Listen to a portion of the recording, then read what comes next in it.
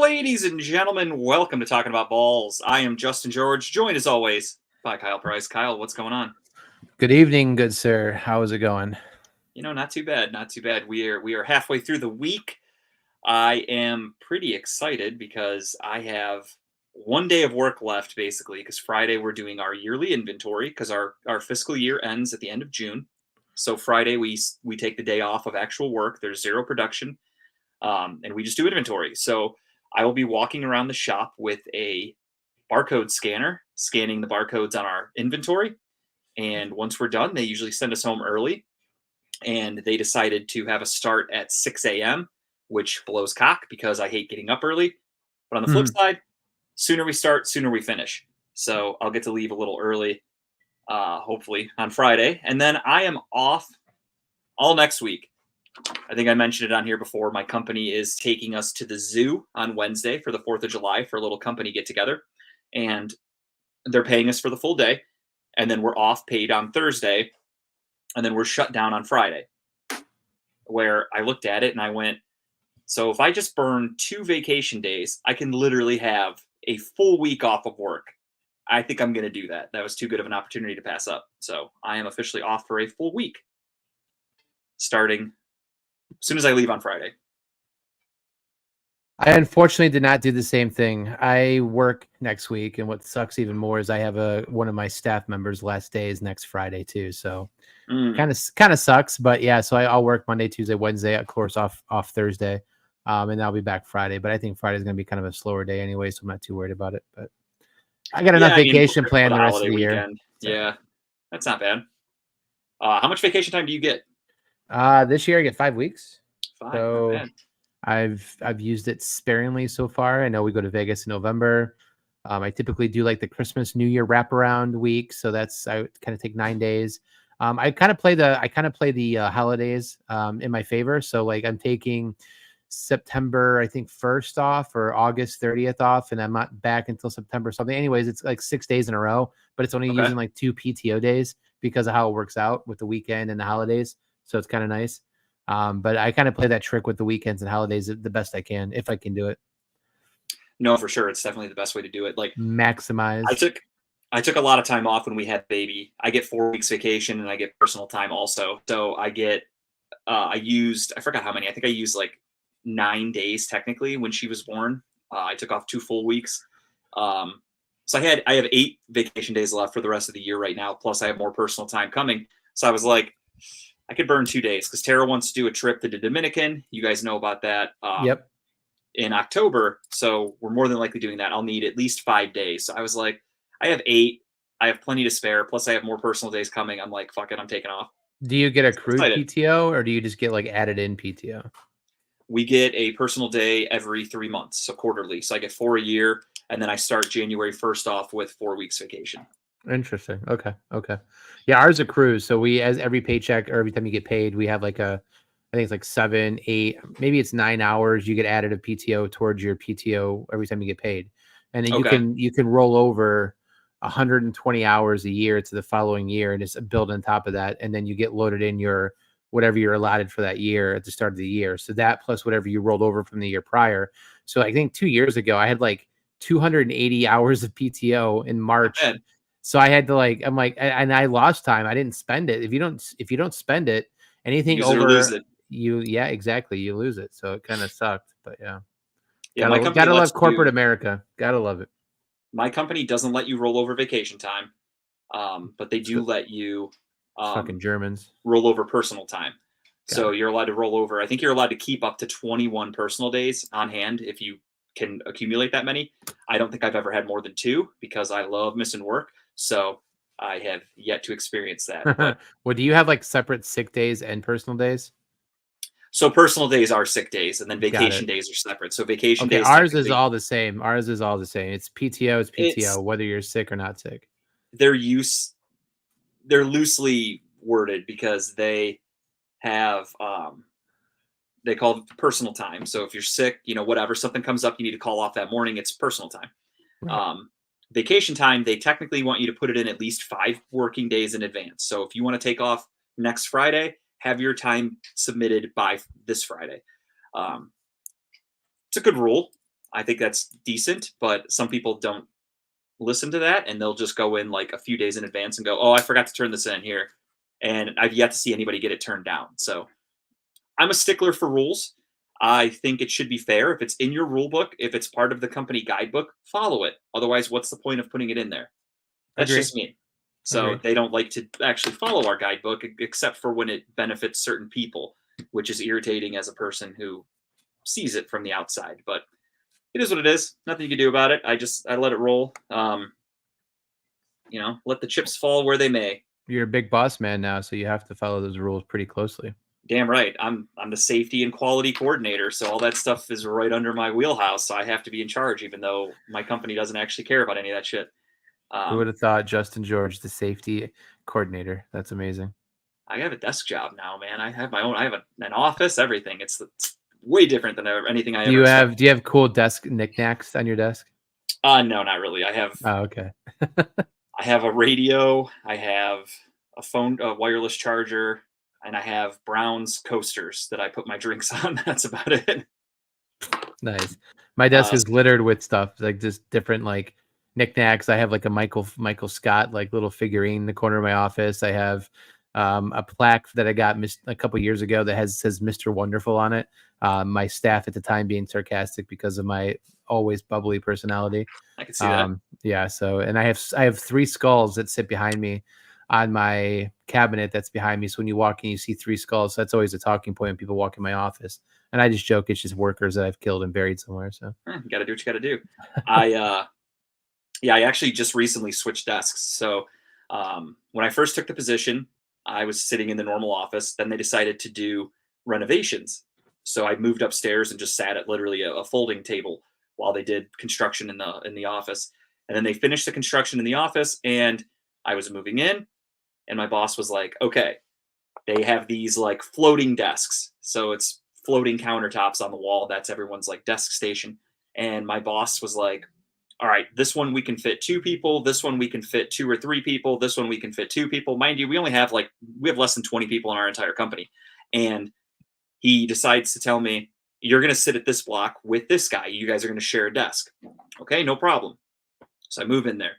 We're sharing a desk for no bullshit, probably 6 months until another guy moved in. It was just the 2 of us in that office, and we were sharing this desk on the wall. It looked really stupid, and people that came in were like, "Why do you guys share a desk when you have all this open space?" And I'm like, "I don't know. It's what my boss told me to do. It makes no sense to me either." So actually, a few weeks ago, I messaged my boss. I emailed him, and I'm like, "Hey, this desk behind me is literally just being used for storage right now. I'm moving my shit. There's no reason for me to share a desk with somebody at this point when it's just getting crowded and there's an entirely open desk that looks like shit and people walk in because there's just random stuff piled on it." He was like, "That sounds good to me. Go ahead."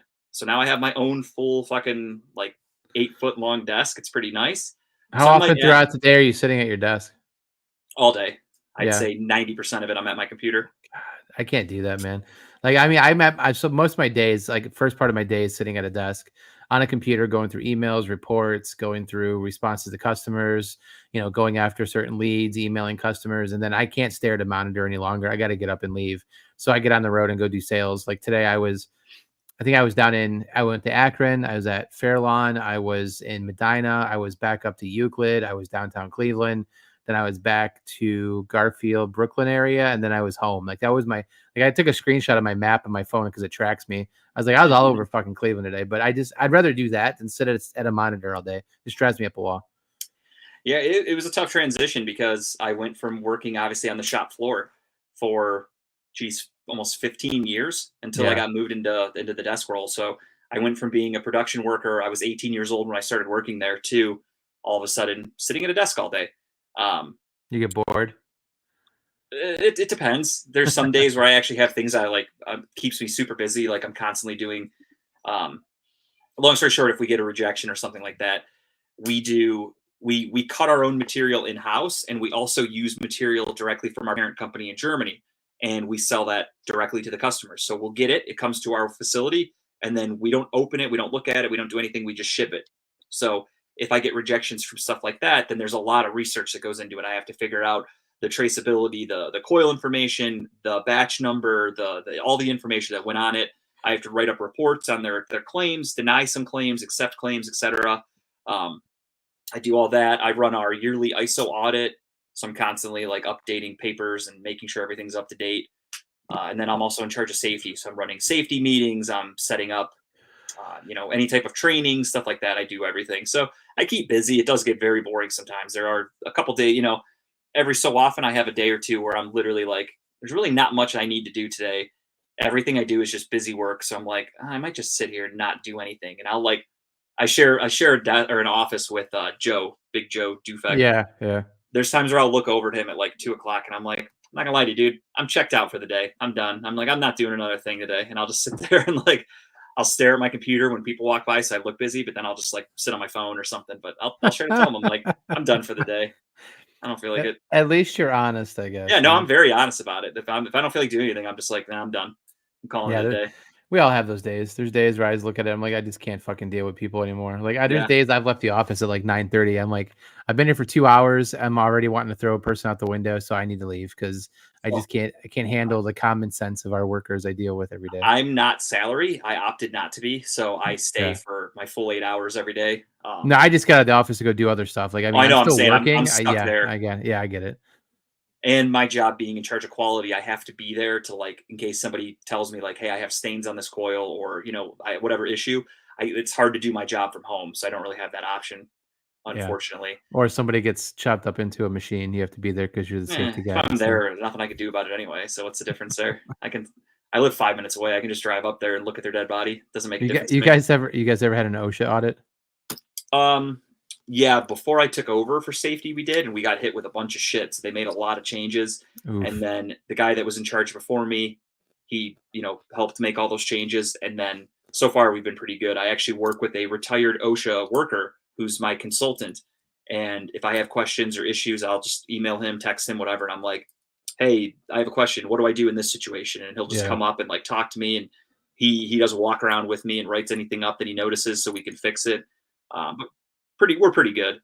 Yeah, we've had an OSHA audit before. We had a worker 8 years ago was working at the Great Lakes Brewery downtown, and I don't know why, I don't know how, but for some reason they didn't have protection plastic guards up in the side of their like machine, and it was a machine where the bottles went in and it got capped, but like it closed, like it come down on both sides, so it gets jammed sometimes, right? But sure, common sense says, hey, I'm not going to stick my hand into a machine that comes down all the time, right? No, not at all. So it got jammed. Our worker, because at the time, there's no plastic protection guard, stuck his hand in there. Thing came down, and boom, it like nipped his finger like completely off, right? So not only did Great Lakes get like an audit, they had OSHA walk through there. Then we had to have ours because like they watch our site visits. Like I'm on site I'm on first day, 7th day, 30 day. They call it 1/7/30. So they had to make sure our paperwork was tracked. They had to make sure things were taken care of. They had to make sure that they were following protocol. So then when I came back and they did a walkthrough, Great Lakes had then put up plastic guard lines and guidelines and stuff. But when you say the word OSHA, like our entire company is like tries to like pull everything up. It's like, oh shit, like it's a panic alert. So I had district, I had corporate like safety people in my office going, is all your paperwork in order? Is everything good to go? And I'm like, yeah, it's all right here. We're fine. Like I didn't at the time, because I didn't know how serious it was. I'm like, what the fuck's the big deal about this? And then of course you learn it's like, OSHA's like a trigger word, right? So yep. And that's what Devin got me worried there. Devin is Tara's cousin's husband. I don't think you guys have met, but I was like, I don't know who this guy is. I'm not about to tell you my name, my company. But we were talking about like OSHA and like, yeah, we're getting cited and OSHA's been there. And he's like, what's your company's name? So I'm like, oh shit, he's gonna rat us out or something. But he's trying to poach us. No, my company is it's a mouthful. It's called Walsholz. It's German. It's WAELZHOLZ. It's pronounced Walsholz. That's the dumbest name ever. I've been there for so long. It used to just be CDW, but that was the name of the guy that founded the company in Germany. Got it. It can't just be something. It's like a mouthful. It's like you have something stuck like caramel on the top of your mouth. That's why we just say CDW. Nice and easy. Adam, what's up, dude? What's up, Adam? My company is People Ready. I work for a staffing agency. So it used to be Labor Ready, but I supply staffing people to all kinds of facilities, whether it be hotels, manufacturing companies, stadiums. I work with the Browns, the Cavs, and the Guardians all the time. So I'm pretty much all around town. Off topic. This episode is brought to you unofficially by Genesee. Genesee specialty peach Polish. mango kolsch. Nice. It's fantastic. It is a little bit below a mango cart, which I love mango cart beer, and these are a lot cheaper. Mine's still sponsored by the water bottle. H2O. I just realized that my Monday through Thursdays is just hydrating with water, so then I can ruin it on Fridays and Saturdays. Yeah, you're just getting yourself ready all week. You're charging the battery. Yeah, because we already have like Mexican night planned for Friday, half off margarita pitchers. So Beautiful. then I got a tea time at 6:30 in the morning this Saturday if it doesn't Ooh. rain.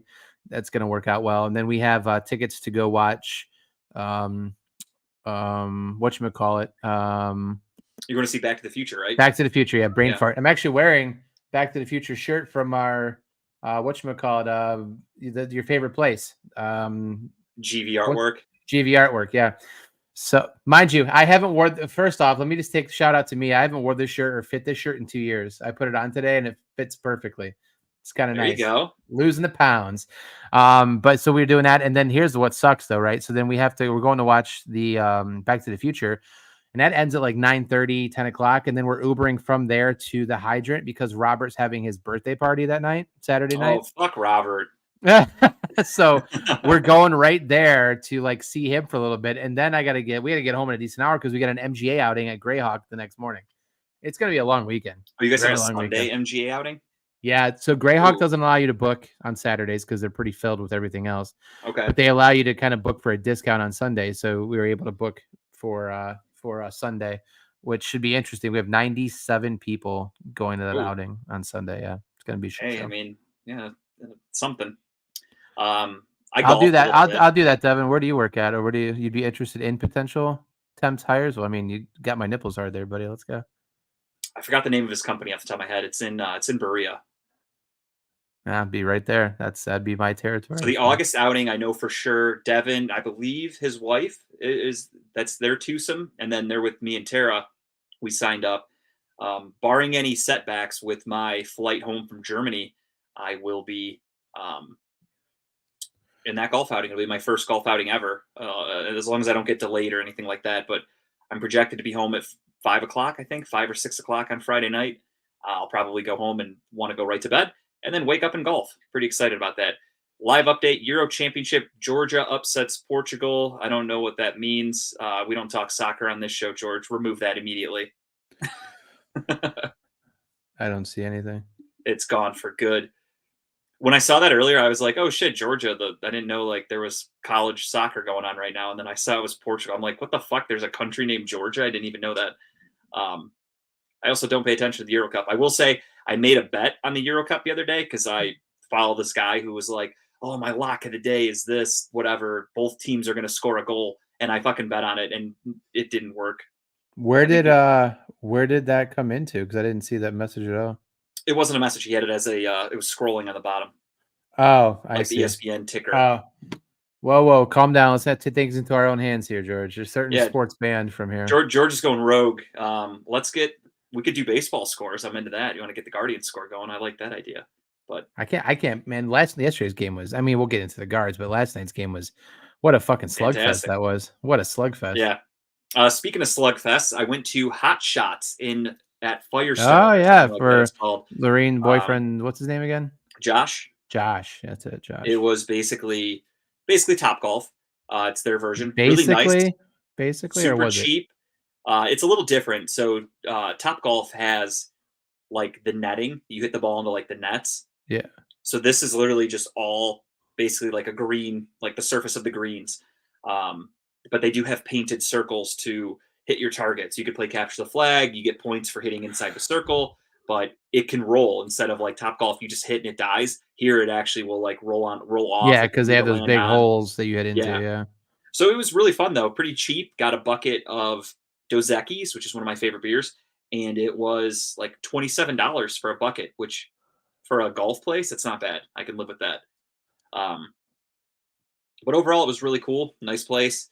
The food was good. I got their burger, and it was fantastic. They have really good ranch because I got a side salad. Fantastic ranch dressing. But the golf thing was really fun. Again, basically just like Topgolf. Her boyfriend, I don't know if how good of a golfer he is. Apparently, he's been golfing for a long time. I didn't know that, and like for like 20 years. and he is one of those guys that like he can hit a driver really far. So of course we were like playing points games and stuff like that, and he wasn't winning. So he's just like, all right, I want to play long drive. Let's go long drive right now. And he ended up borrowing my driver, and he hit. I think his max was like 350 or something like that. And I think my max, or I'm sorry, 250, and my max was like 235. So I wasn't that far behind, but whatever.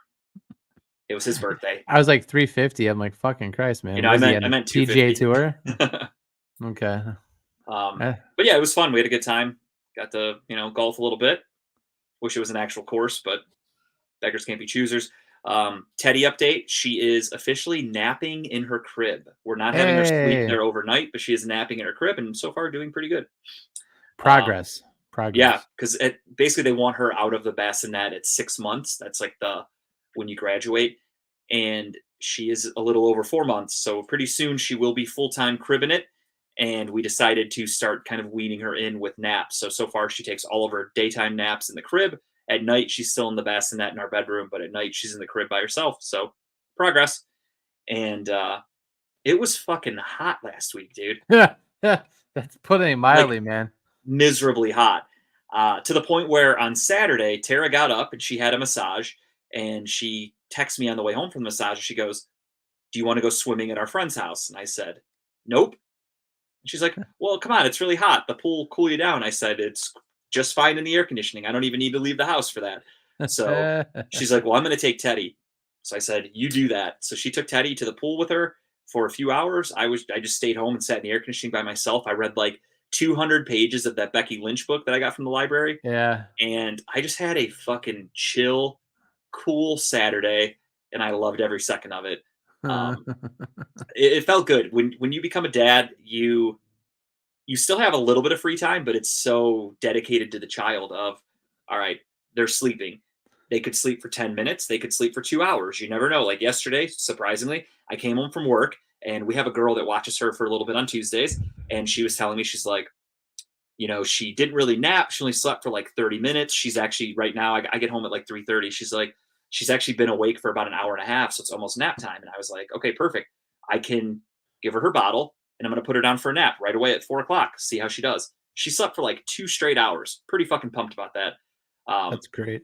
So I went outside, I got some shit done, and I took a shower. I made food. Like I got so much done while she was sleeping. So that's the cool thing about when kids are sleeping. But then there's a flip side of sometimes they sleep for 20 minutes. So you might go, all right, I'm putting her down. I'm going to prep dinner, or I'm going to go cut the grass, or I'm going to do whatever. And then she wakes up in 10 minutes and your whole fucking plan is ruined. So it depends. Kids are a little difficult in that aspect, but so far she's been sleeping pretty well in the crib, and I'm hoping that her naps remain pretty good. She sleeps great through the night, but that does me no good because I'm also sleeping. So that does me absolutely no good.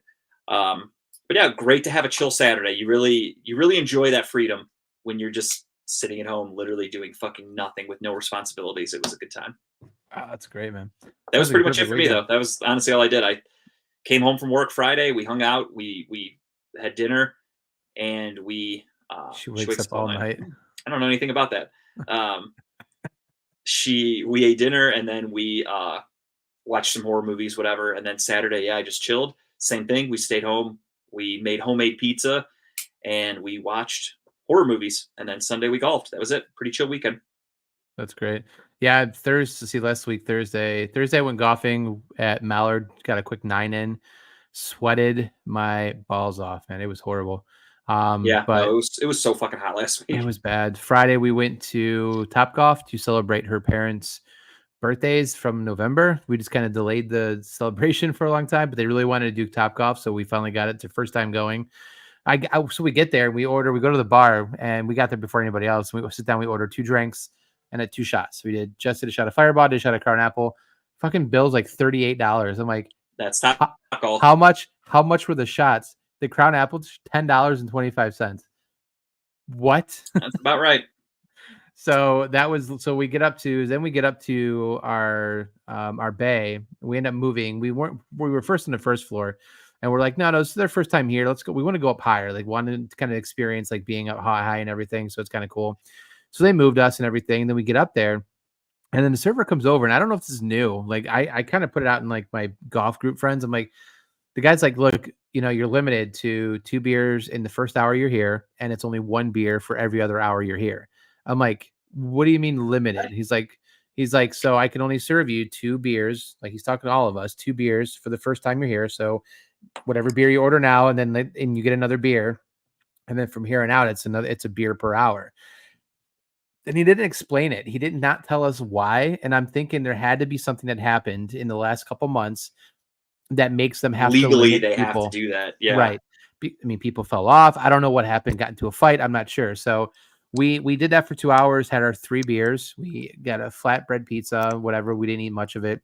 And then we left from there and we went, me, Mike, Colleen, and Jess ended up going to Game Day, which is our tavern up the street here. The like little hole in the wall place right by our house. Had a couple drinks there, went home. Saturday, got up and golfed. Where did I golf that Saturday? I honestly forget where I golfed that Saturday. That's an insane rule. I never heard of that. Like when we No. golfed at Hot Shots or whatever, literally I walked in, I got a Coors Light draft, then I got a second one, and then we were looking at prices, and I'm like, shit, a bucket of Dos Equis is $27. I'm like, let's just get a bucket. So then we got 6 Dos Equis, and the girl's just like, here you go.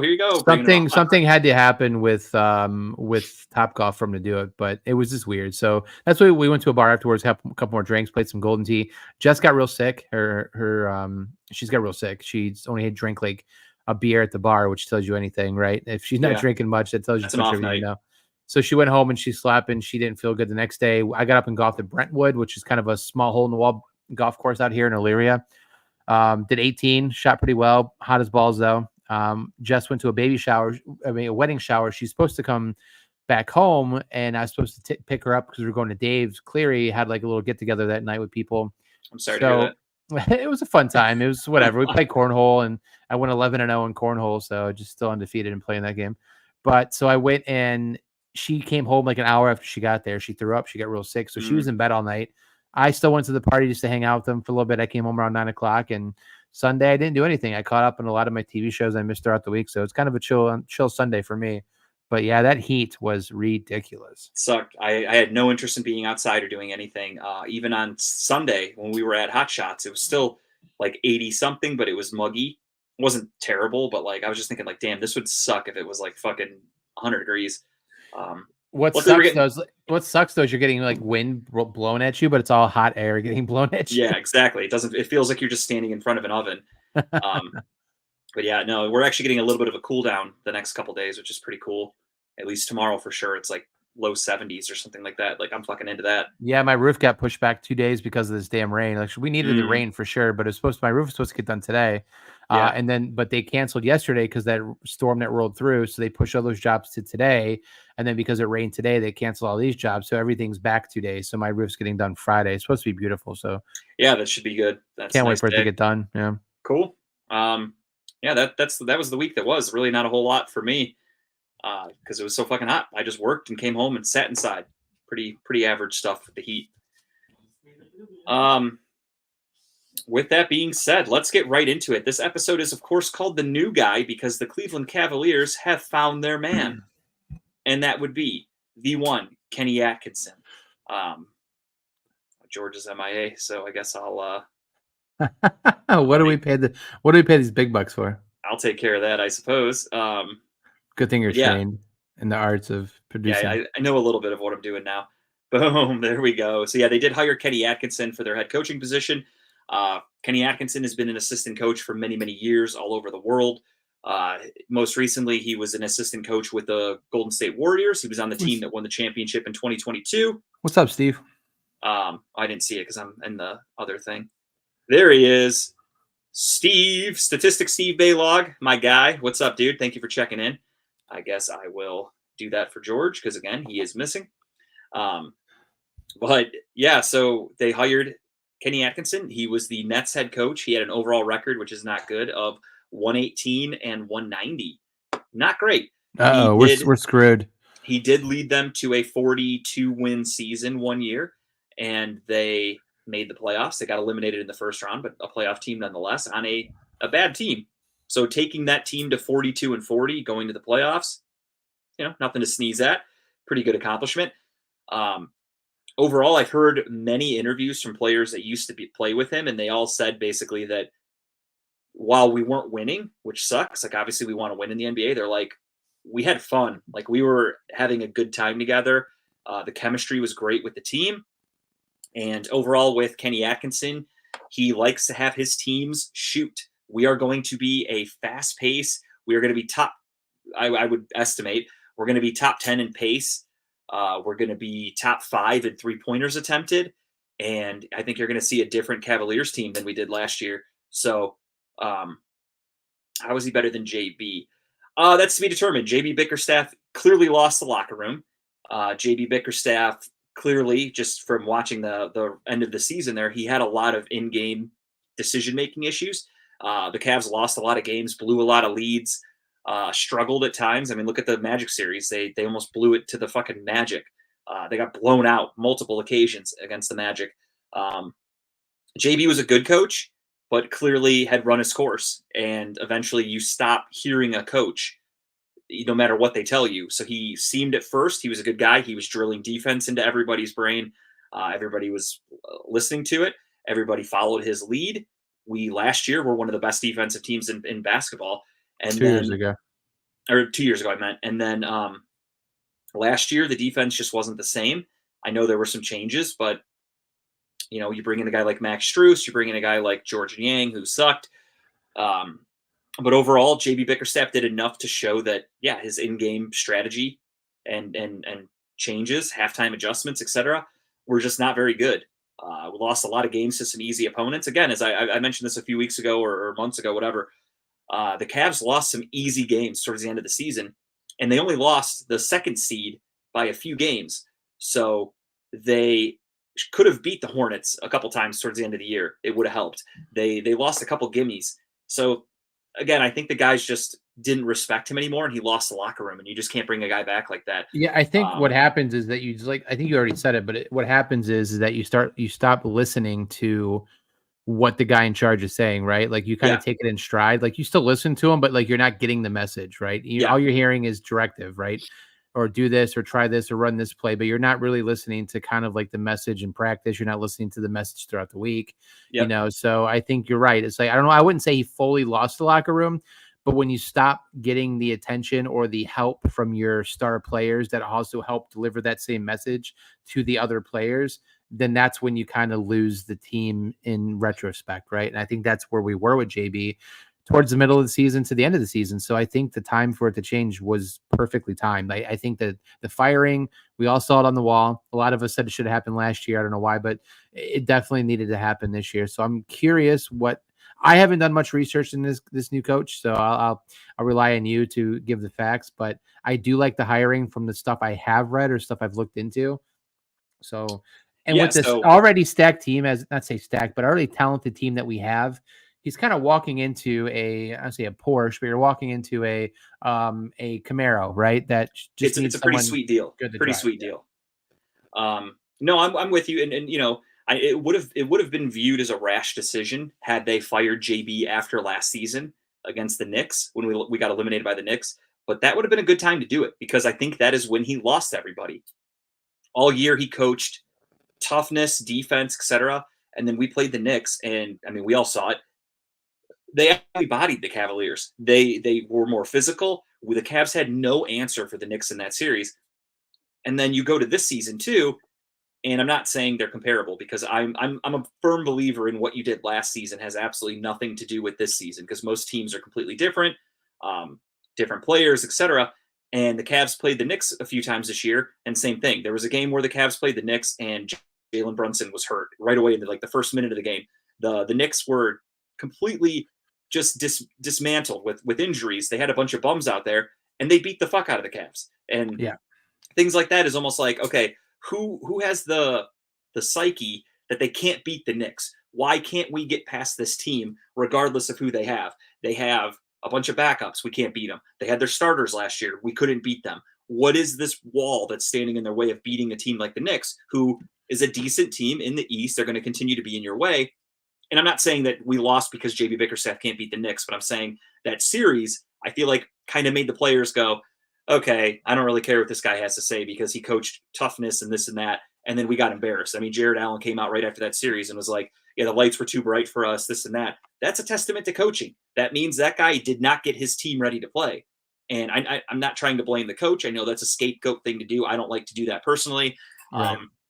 It's the same thing with dumbass Browns fans that immediately will just go, oh, Stefanski needs fired because we ran the ball on this play and it didn't get 5 yards. It only got 3. So Stefanski should be fired because they're stupid. They have no one. They don't understand how to like take the whole game into consideration. So I'm not trying to blame JV, but again, I do think that he just ran his course and the guys, there was nothing new he could have taught them. There was no other messages he could have said to get them back on his side.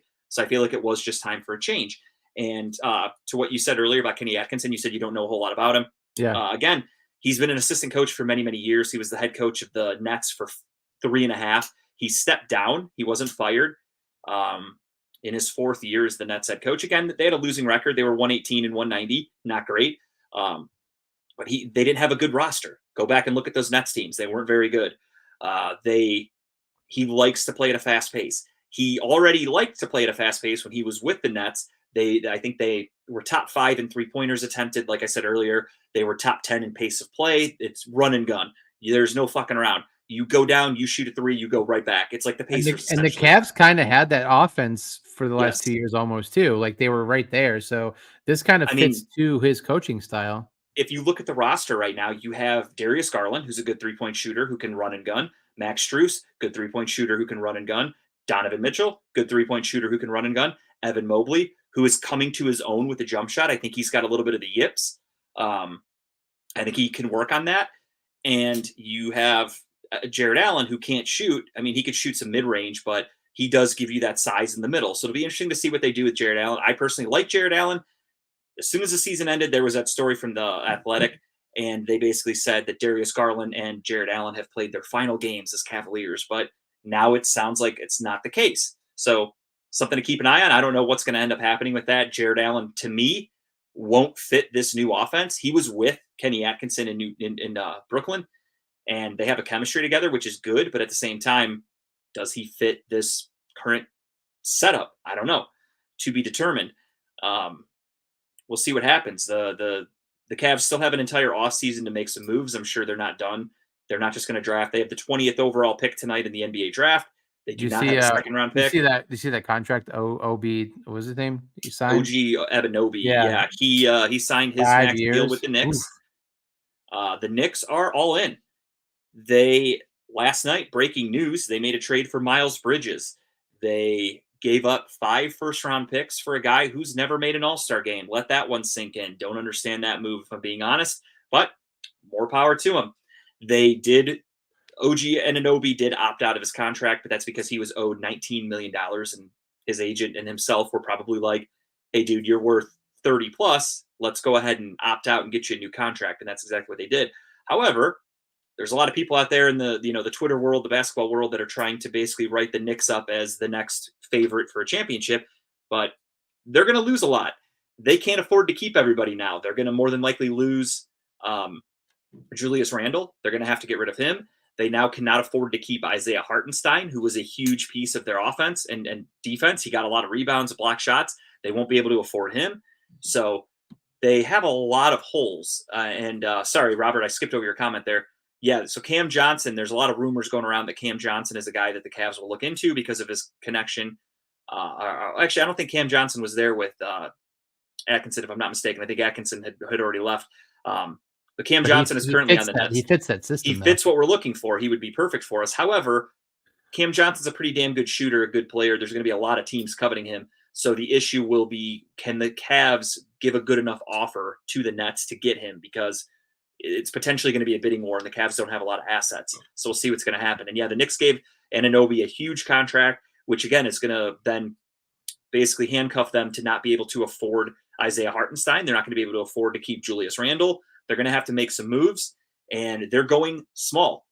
They are, I mean, don't get me wrong, the offseason is just beginning, so anything's possible. Free agency hasn't even started yet, but their center is Mitchell Robinson, who's a guy you can't depend on. He can't stay healthy, and that's it. They're going to be trying to compete with the Boston Celtics by building a team like the Boston Celtics, where you have small guys who can shoot and play defense. They are literally trying to a T, build a team like the Boston Celtics. So it'll be interesting to keep an eye on that. However, the Boston Celtics do have Kristaps Porzingis, who's 7 feet tall, who in the finals showed that when he's healthy, he is a game wrecker. And the Knicks don't have anybody that can stop Kristaps Porzingis. What's your thoughts on that trade they made? I don't know if you touched on it a lot, but I don't understand the 5 first-round picks for Mikal Bridges. It doesn't make sense to me. That just I don't get it. I mean, okay. I'm not the only one then. No, when you look at the Cavs trade for Donovan Mitchell, yes, they traded Colin Sexton, Ochai Ajabe, and Lauri Markkanen, as well as I think 3 first-round picks. And at the time, everybody was like, "Holy shit, the Cavs gave up so much for Donovan Mitchell."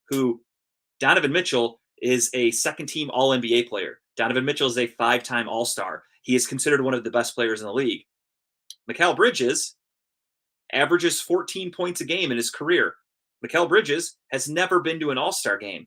You just traded 5 first-round picks. It doesn't make sense for a pretty average player. I don't really understand it. The dude can shoot.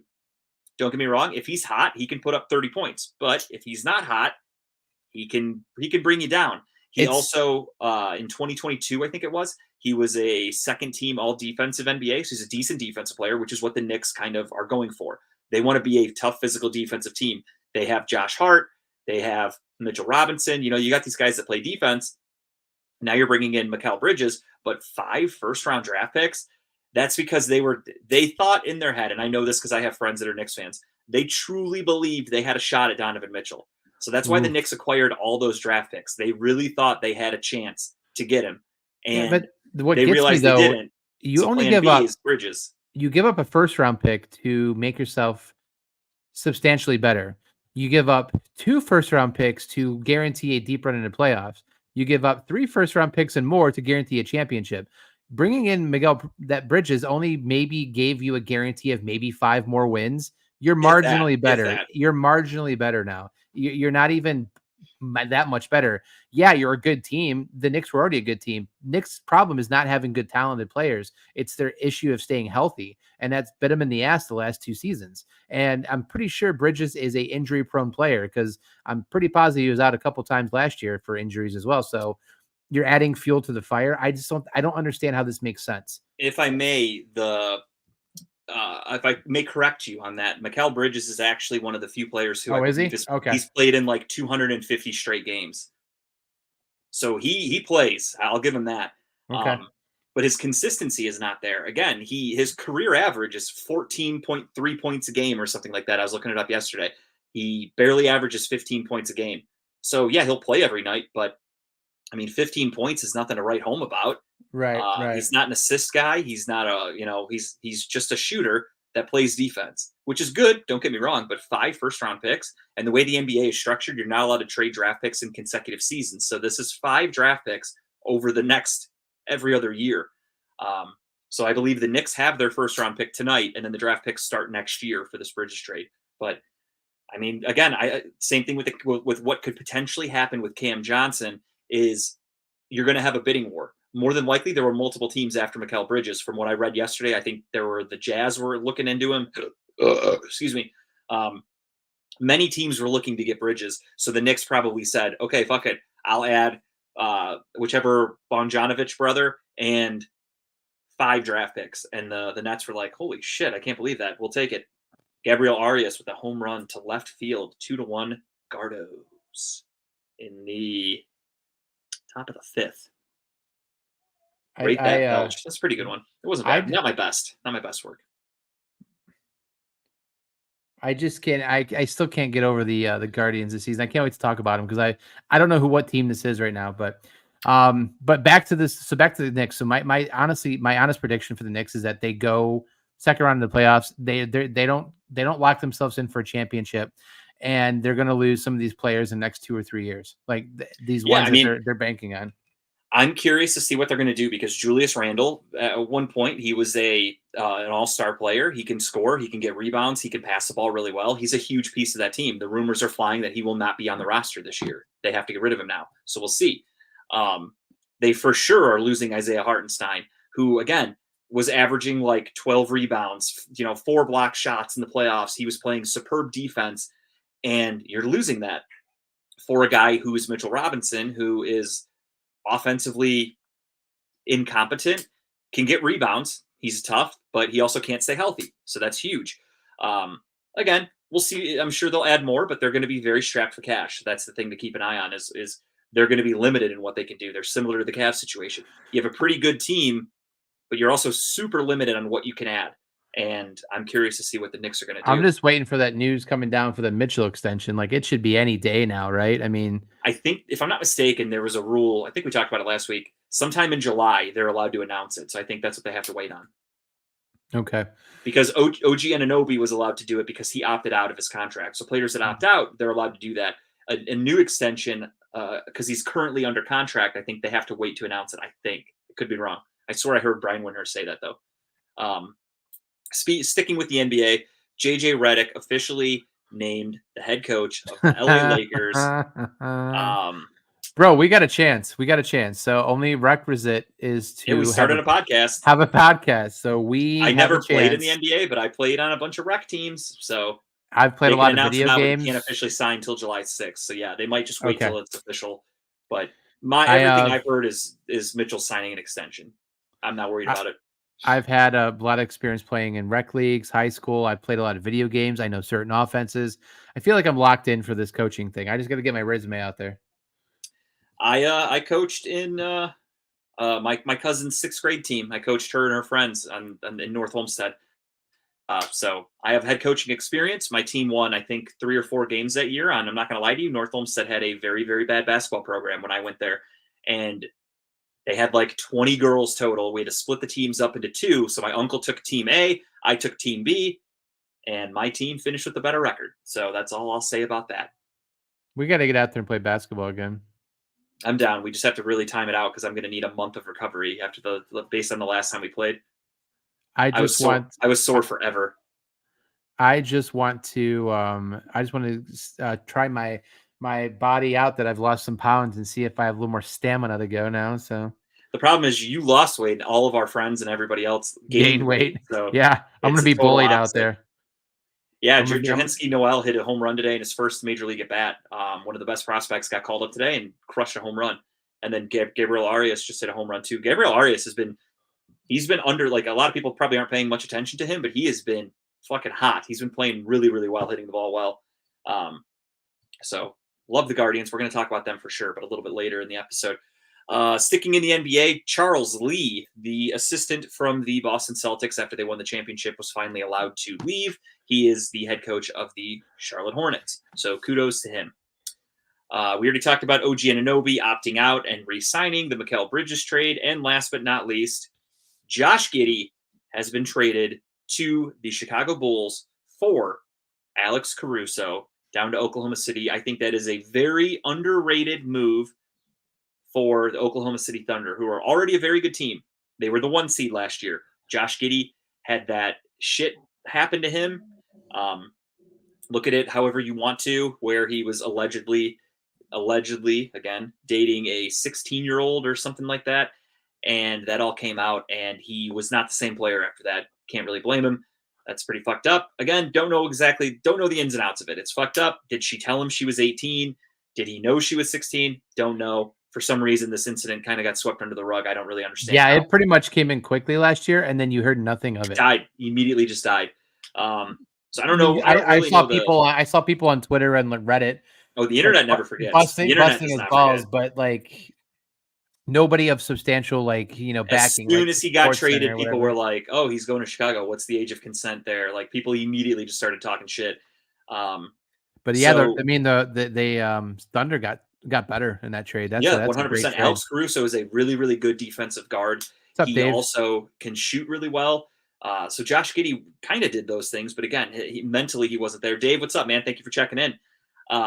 So Josh Giddey gets traded to the Chicago Bulls in a move that the Bulls are having a fire sale. I wouldn't be surprised if you see Zach LaVine get traded. I heard rumors of Nikolai Vujacic. They're looking to trade him if the right deal comes in. So they're having a fire sale. Very, very, very underrated move for the Thunder to get Alex Caruso. So really good move there, something to keep an eye on. Dave, same here, man. We're actually going to talk about the draft literally right now because we are 10 minutes away from the What NBA a draft. transition. Night 1, it is official. They are trying this 2-night draft shit. I don't really understand why. How about you just start it at fucking 7 o'clock and you could do them all tonight? It's the worst. This is the worst draft. Actually, no, this is the second. No, NFL for sure, and then maybe this one, and then I could care less about any professional draft out there. NBA is kind of cool. It just depends on the prospects. Like this year, the prospects suck. If I'm being honest, like there's no clear-cut number one. There's no franchise-changing superstar. It seems like the top 3 picks are all players who weren't in college last year. No, they're all foreigners. Yeah, they're guys from Australia, a guy from France. Like they're all over the place. So it'll be interesting to see what happens because again, right now, MLB draft does suck. There's way too many rounds. There's guys that like come into the majors and they're like, hey, this guy's really good. He's an all-star. He was a 67th round pick in 1998. You're like, what the fuck? How many rounds did they do? It's bananas. But the Guardians do have the number 1 pick in the Major League Baseball draft. So when we get closer to that, we will for sure talk about it. But again, it's fucked up. The Guardians get the number 1 pick and there's not a clear-cut prospect where, you know, the Guardians are playing the Orioles right now.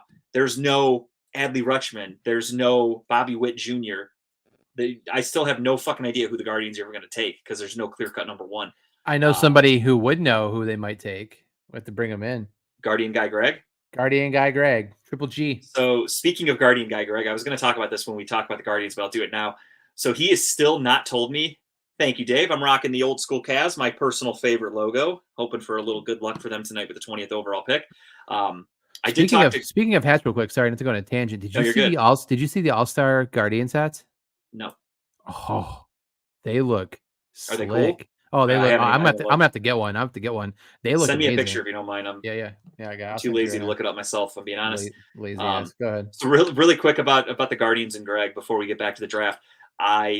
He still won't tell me the secret news that he learned in the special box. I don't want to give too much detail away because I don't want him to be like, well, no, I can't tell you. But he was going to give me some behind the scenes news about the Guardians and where they're going to be broadcasting from in the future. But he still hasn't told me. He won't tell me via text for some reason. He wants me to call him, and I'm always busy and/or I forget. So he texts me Sunday as I'm driving to. Okay, is that them? That's it. They're pretty cool looking. I just can't imagine I would wear that. Like I'm only wearing this hat because I'm sitting in my office, but I would never wear this in public. You know me, I wear black hats. I would get that because I like the color scheme, but in person it looks a little different. Like I sent you one of my buddy who actually got one. It's a little darker than that. That one makes it look lighter. Yeah, that almost looks like it's like pink. Okay. Yeah, but it looks nice in person. I might get one. That for the right price. I would take that, and I could wear it as like a golf hat or something. Absolutely, let it get beat up a little bit, but it's pretty cool. Yeah. So Greg won't tell me. He texted me on Sunday afternoon, and he's like, hey, if you have a second, you want to give me a call and I'll tell you that story about the Guardians. And I'm like, dude, I'm literally parking at fucking Hot Shots. Like, I don't have time for a call right now. Why can't you text the story? Send me an email. Put it in a letter in a mail and send it over to me. Honestly, he could have FedExed it to me by now and I'd have it because it's been like a fucking month already. Steve bought one of those hats. Okay, is it cool? I'll have to see it in person. The picture that George put up it looked a little like retro Miami Nights, like flamboyantly pink and teal almost. So I guess I'll have to see it. I don't know how I missed that. I didn't see those get announced at all. Yeah, so I knew something really Justin didn't know. Mark it on the calendar. I don't care about clothes. Like if a team changes their uniform, usually the season starts and I look and I'm like, when the fuck did they start wearing those? Because I could care less. Off topic a little bit. It's a wild looking orange. Okay, that makes more sense then. All right, I'll check it out. A Stanley Cup happened the other day. The Edmonton Oilers did not complete. What a series that was! Like I could care less about the first 2 games, and then you saw that. But what's more impressive to me is not so much that they came back and tied it 3-3, is the amount of distance each team traveled back and forth. Ridiculous, dude. That's a hell of a flight because it's what is it? 2-2-1-1-1. So that sucks. They had to literally go. All right, we're flying down for 2, flying back for 2, back. Like that sucks. It's a lot. Yeah. Dave has 400 hats. I used to have a shitload. I probably have, I don't know, looking at my hat wall right here. I've got a whole stand full of them. I got maybe 30 if I had to guess, give or take. I got rid of a lot of hats recently, but yeah, the little hockey talk really quick, only because Kyle mentioned knowing something that I didn't know because there was a uniform released. The LA Kings, who are my personal favorite hockey team, they released their new uniforms today, I think, or yesterday. I forgot which day. Not a huge fan personally. I like the shield. I loved the shield with the LA best logo. The regular crown looks fucking awesome. They altered their logo. Not a huge fan, if I'm being honest, but that's a little upsetting to me. But Kyle made me think of that, and that got me in a little hockey talk. So congratulations to the Florida Panthers for not blowing a 3-0 Stanley Cup Series lead, which I personally kind of wanted them to blow it because I thought that would have been really funny. They have never won a Stanley Cup before. They had a 3-0 lead, and then they fucking blew it, let it get tied 3-3. Then they ended up winning 2-1 in a pretty cool game. That poor guy who won the MVP on the losing team. Dude, Connor McDavid. Connor McDavid is truly probably the best hockey player in the world, and he's so good. His team lost the championship, and he still won MVP. The interview afterwards, like, so what do you think? Congratulations on winning MVP. He's like, he's like, he wanted to like speak his mind, like, fuck yeah, you know, he wanted to be like, you guys can shove this up your ass. Like, I don't fucking want this. But yeah, so little hockey talk right there. But now we'll get back into it. The powder blue Chargers hats. Yeah, I love the powder blue for the Chargers. When I was younger, I used to have like every fucking team. I'd have jerseys of any player, but now I've just gotten lazy and I'm strictly Cleveland for the most part. Damn, Steve just sent me a picture of his hat. That is pretty badass. It looks nice. Might have to get one of those. Not bad. Not bad at all. But yeah, the NBA draft starts in about 3 minutes, and the first pick probably won't be for another 40 because they like to delay everything on ESPN and drag it out and act like people give a fuck.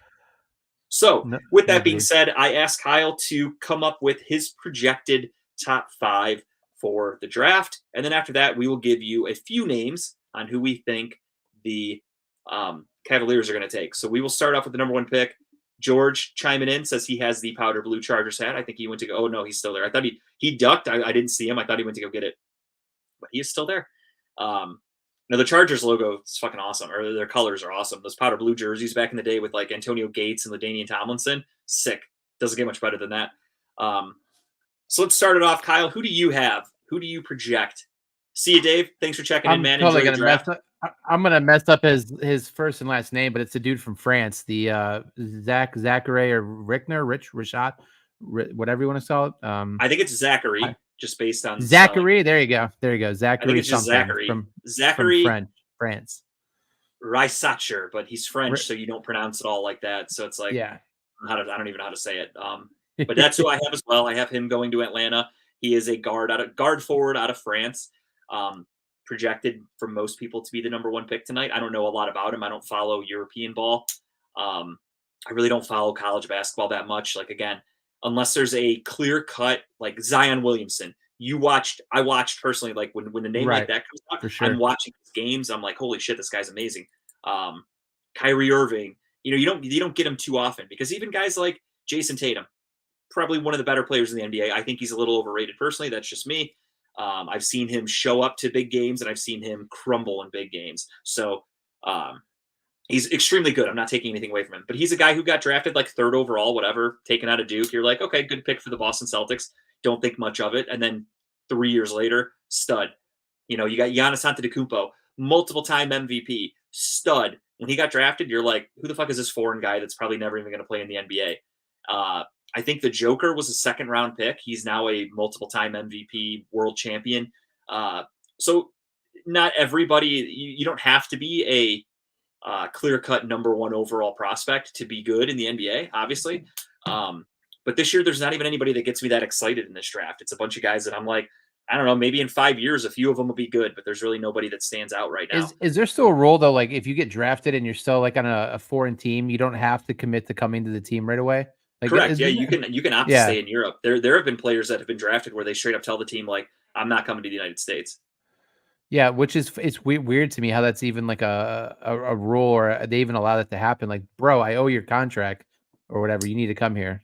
Yeah, but if you think about it, it happens in other sports too. If you draft a guy in baseball, actually, technically, they don't own a contract. They just drafted you, so they just claimed you, but you didn't sign anything. So, okay, that makes sense. Like if you get drafted in baseball, there's countless guys who get like Tom Brady got drafted to play baseball, Kyler Murray, Russell Wilson. Yeah. All these guys got drafted to play baseball, but they obviously weren't going to play baseball. They were like, I'm going to the NFL. So you can draft guys and they can just opt out, or you can pull bullshit like Eli Manning did, where you get drafted and you go, I'm not playing there, trade me, and then they have to trade you. So Was there ever a 30 for 30 for about that? I think there was, wasn't there? Like the trade about between him and Philip Rivers. I don't know. That they should make that. If there wasn't, No, that's a good question. that was a hell of a night right there. Hell of a week after that. Great. So who do you got for number 2? Number 2, I have Alex Sarr, the forward center out of Australia. Same. I looked at like 4 or 5 mocks and I looked up and then I kind of wrote down my own, but yeah, that's how I had for number 2. All right. We got booted from Instagram again. I don't remember how to add the stream. It doesn't let me. Are we showing to our OnlyFans page yet? Do we get one? Yeah, that camera is under my desk, straight into my balls. Straight balls. I can't show it here, but yeah, we have straight dick and balls just going live what on our what OnlyFans. what are we charging per month? $5.99? Oh no, 50 cents. Keep it cheap, very cheap. I hit go live again. I don't know if it's going to start, if it's going to work for Instagram. I don't know. Instagram's annoying. It keeps cutting me out. I don't know what to do. We'll figure it out eventually, though. But yeah, so I have number 2, Alex Sarr, the forward center out of Australia, going to the Washington Wizards. Perfect. At number 3, I agree with you at number 2, by the way. Number 3, I got our first college player, Reed Shepherd from Kentucky, going guard to out of Kentucky. That's who I have as well, going to the Houston Rockets. Yeah, George, same key. When I go to the edit at the top corner, it shows Instagram. You can see it there on StreamYard here. Everybody, we're breaking the fourth wall. If you click it, it says edit. I click edit, I go down, and it's the same. I didn't change anything on the stream key. So I just hit save changes, but then I go to actual Instagram and I clicked go live, and it's showing us currently. So I think we're good.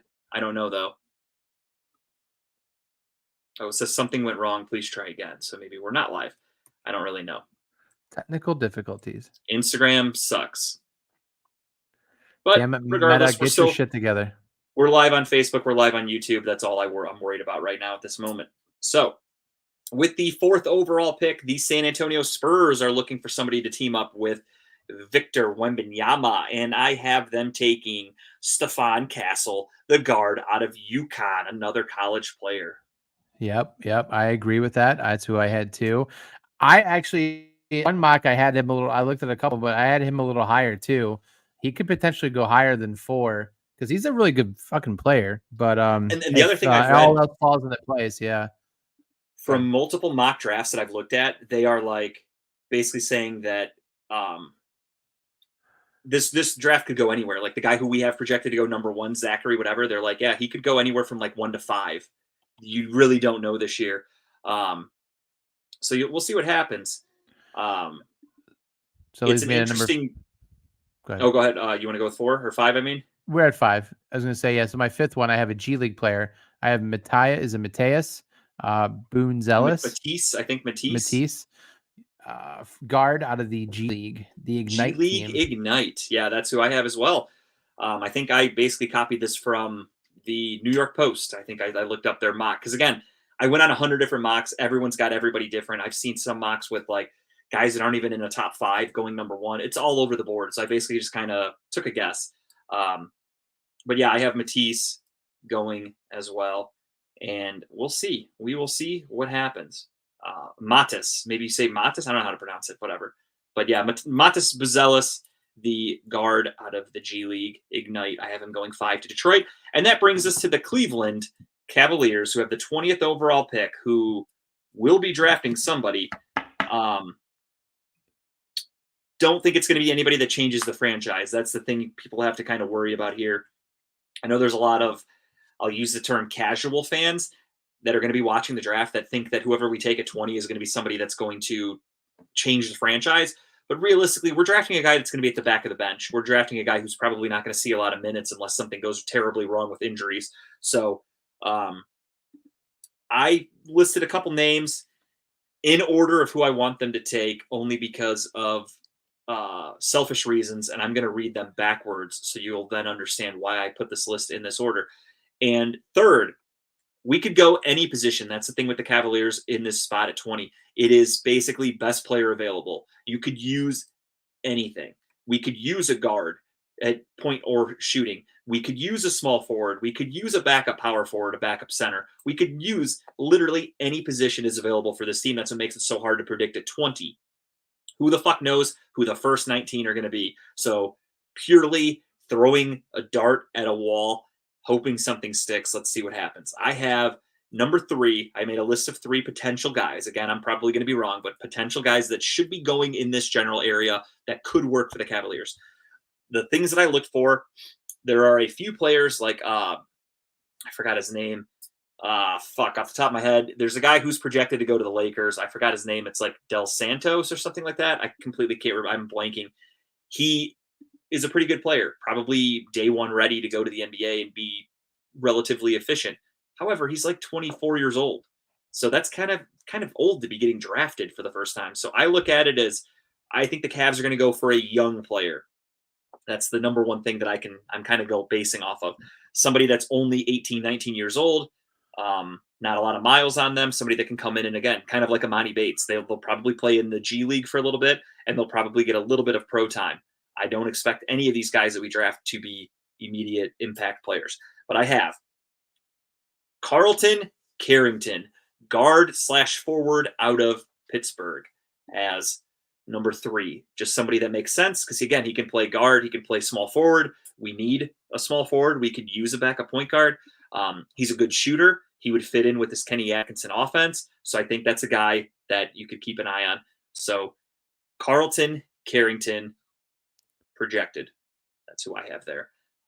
Who do you have? Do you have a list of a few? I don't have a list of a lot. I only had a list of 2 people I was looking at. So I was back and forth on a couple of people, but I was looking at a forward. I just wrote it down. His name down here somewhere. The guard out of Miami, that Keyshawn George. Yep. So he was someone I wrote down, and I'll just jump ahead to my other one because I'm sure you have a longer list. But the forward out of California, the Jalen Tyson was the other one that I kind of wrote down. Just looking at a couple different articles of the Cavs of what they were trying to go after. So he's a forward, the other one's a guard. It really depends on what we do with our roster, what they're thinking and doing with the roster. But those are the 2 that I wrote down as potentials that they could draft. Yeah, because the other thing to think about too is, again, this is a pretty weak draft class. There aren't a lot of highly coveted players. I don't exactly know what the Cavs could potentially package, but don't be surprised. You can't trade the pick because we traded our draft picks with Utah, so we have to use our 20th pick. But you're allowed to trade the player. So the Cavs could draft somebody, and Cavs fans could be like, oh, I don't like this pick, or I don't understand why they took this guy. And then in an hour, they could announce the Cavs have traded X player. They took a 20 with whatever for this guy. So you could still trade a guy. I mean, I'm not saying that's going to happen, but don't be surprised if it does. So I have, I only had 3 guys. I have Carlton Carrington, the guard out of Pitt, and then I have Johnny Furphy, the small forward out of Kansas. He fits exactly what we're doing. He is a shooting small forward, not really good on defense. He's kind of hit or miss in terms of his consistency, but he could come into this team, learn under Kenny Atkinson, just shoot the ball. That's all we would need him for. He would essentially be hopefully a better version of Sam Merrill, a little bit bigger. So that's a guy to keep an eye on. And my number 1 prospect, again, for selfish reasons, is Keyshawn George from Miami, only because I would 100% buy his jersey from China so I could have an official Cavaliers George jersey. Years and years ago, there were rumors that the Cavs were trying to get Paul George. I was so fucking excited because I was going to literally run to the store to buy every piece of Paul George Cavaliers gear that I could get my hands on because it's my last name and it's not a custom, so I don't look like a douche. Doesn't this automatically put this player into injury watch once we get him? Yes and no, but again, I don't think he's going to play. So if he's hurt in the G League, who cares? I could still wear his Cavs jersey. What do I care? True. So for selfish reasons, I want the Cavs to take Keyshawn George just because his last name is George, and I'm very selfish. But again, the Cavaliers could go any position. I've seen there's a center that's out of Baylor, I believe, who they could take. He has only been playing I think he's only been playing basketball for like 3 years. He is he's international, but he's been in the United States for a few years to play college basketball and high school basketball. But again, he's only been playing the game of basketball for like 3.5 years. So he's super raw, but he's big. He's a big center. He's working on his skills. He's a guy they could take. Let him go to the G League. Let him develop for the future. Could be a better backup for Jared Allen than we had with Damian Jones last year, guys like that. So plenty to keep an eye on for the Cavaliers. Again, gun to my head, no fucking idea who they're going to take because this draft is wide open. Even again, the number 1 overall pick, Kyle and I took a guess. That doesn't even necessarily mean that's what it's going to be. So, is Nick Gilbert there to pull the card again? No. yeah, he's actually in the back getting his bow tie all set up right now. So that'll be pretty cool. You're gonna roll him out. Nice. Yeah, I don't know. The 20th pick is something to keep an eye on. I'll definitely be watching. I'm excited for the draft, even though it's the NBA. And again, there's really not many good players. But my main thing that I'm excited for is to A, see who the Cavs take. B, see if there's any trades. There's a lot of draft day trades that could happen. So that's exciting, something to keep an eye on. And C, I want to see who rolls the dice and takes Bronny James. No way he James's goes son. day one. No way he goes day one. I don't know. He basically, Rich Paul has come out and essentially told everybody he's a Laker.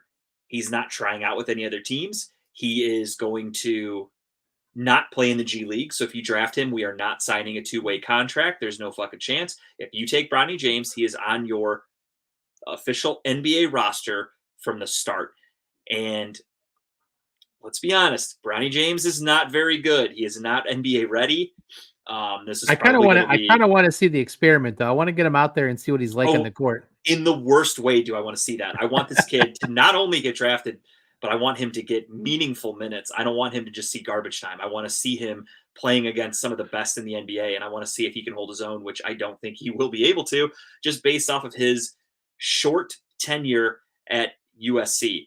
I'm not sure what to expect with him, but I am curious to see if there's a team bold enough to roll the dice. Now, there was a guy on the radio today that was talking about this, and they asked him that exact question. They said, who has the stones to disrespect Rich Paul like that, to basically say, fuck you, I'm taking this guy, sign your contract or don't play. Like, that's that. So who did I see this with? Someone said that Boston should draft him at 30 and demand like a fucking haul to get him back. I mean, I would do that. That's genius. I saw a couple people said, don't be surprised to see the Mavericks take him. The Mavericks have like a lot of draft picks, and they're a team that could do something like that. Like Mark Cuban could be like, fuck you. I want him on my team. Yeah. What do you want? What's he worth to you? Tell me. Exactly. If you want to play with him, that. But the other thing too is LeBron is technically a free agent. LeBron is not a Los Angeles Laker right now. So if you sign him, you do. Oh, the draft already started. So the Hawks did take Zachary Rasher. Rashari. So, yeah, do you take Bronny James and basically say, all right, LeBron, I got your – it's like ransom. I got your kid. What are you going to do for him? So, yeah, you either – LeBron does not a sign and trade, but LeBron signs with the Lakers and you trade for Bronny James, or does that entice LeBron to sign with your team? If you're a team that's kind of on the cusp, like I'm not saying it's going to happen. I'm not saying I want them to do it as much as I would love to have him back. But if the Cavs took him at 20 and basically said – all right, LeBron, we got your kid. We just happen to have an opening at small forward. What's the move? I mean, how fucking cool would that be for LeBron James to play in his hometown of Cleveland with his son who grew up in Cleveland together? Would be like, that's the best story you could write. I don't think it's going to happen, but that is a fucking perfect story. They would literally, if LeBron came here and the Cavs won a championship next year with his son, with him back in Cleveland, they would make a fucking movie about it. I know I'm being stubborn, or not stubborn, but I'm being a little selfish because it's Cleveland, but 100% that would be an amazing story. I mean, I don't think anybody could deny that. So it would be a great story. I don't want to see it unfold. It's not I really happening. don't. Yeah. I want LeBron back. I love LeBron. I know, but I he instantly makes us a championship contender again. We'll see. I mean, again, I don't love the move, but the Knicks are out there making moves trying to get better. The Cavs so far haven't been able to do anything, and they're pretty limited with what they're going to be able to do. So a move like this moves that fucking needle a little bit further to an NBA championship if you're the Cavaliers. Do I think it happens? No. Do you think LeBron's just waiting to see what happens with Bronny before he signs anywhere? Yeah, because again, he's a draft pick. He could go anywhere. The Lakers the Lakers do have a first round pick, but it's like fucking 16th or something like that. There's no way in hell they're spending that on Bronny James. So they have to wait till their second round pick, which is pick 55, unless they trade up for a pick. I don't know. I don't know exactly where they're at with draft picks. In terms of trading, because I know the NBA has weird restrictions on how often you can trade picks and vice versa. So I don't know if the Lakers could potentially trade back into the first round to get him to make him a first round pick, or if they have to wait for 55, which I believe is their second round pick. So you got to hope 54 other draft picks don't. Well, 53 technically because the Lakers have a pick. Is Bronny dressed up in New York tonight? No chance. He wasn't invited. They only invited like I think 20 kids total. I just wasn't sure how much the NBA was going to blow LeBron to say, yeah, get him dressed up. We think he's going tonight.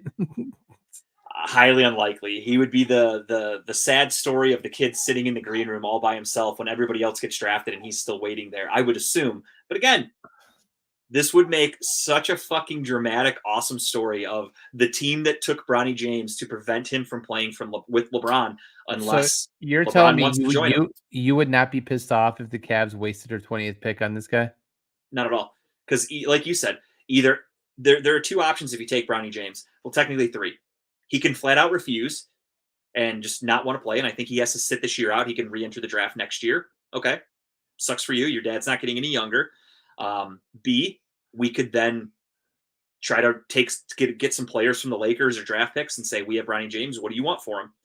Or C, he signs and he comes to Cleveland and LeBron comes with him. I would fucking love that. Option C sounds phenomenal to me. So all pretty good options if you're the Cavaliers picking 20th overall. Because again, I don't think there's a franchise changing player at 20 that the Cavs can get. So if you take Bronny James just for the fucking story, I'm all for it. I think that'd be hilarious. So we'll see what happens there. But something to keep an eye on. So Zach Risache, however you pronounce it, has gone number 1 overall. Are you rocking a tank top tonight? Yeah, I got a muscle shirt on. Dude, yeah, bro, for some reason I thought that your tattoos on the left were like part of your tie-dye shirt for a minute there. This is all skin here. This is it. I was looking at your shoulder. I'm like, that's a weird tie-dye shirt because the sun's hitting your arm. I was it's a weird. I was wearing a brown shirt, and then up until like literally 6:55, I looked and I go, shit, I want to wear my Cavs hat. It's fucking blue. I'm going to look like an idiot wearing a brown shirt and a blue hat. So I'm like, this shirt was just sitting on the top of my drawer. So I'm like, I'll just throw this on. It's got every color you can think of. For some reason, this entire time, I thought it was, I like it. I like that. I thought it was just a whole tie-dye t-shirt because part of your arms like blended in with it. Yeah, no, it's just a Cartman shirt. It says "Screw you, hippies" on the back. I like it. It's like a 2XL, so it's huge on me. So I just cut the sleeves off of it and I wear it around on like hot days. Trying to turn your wife on with those muscles over there as guns? No. This is, if anything, I wear this when she's not home.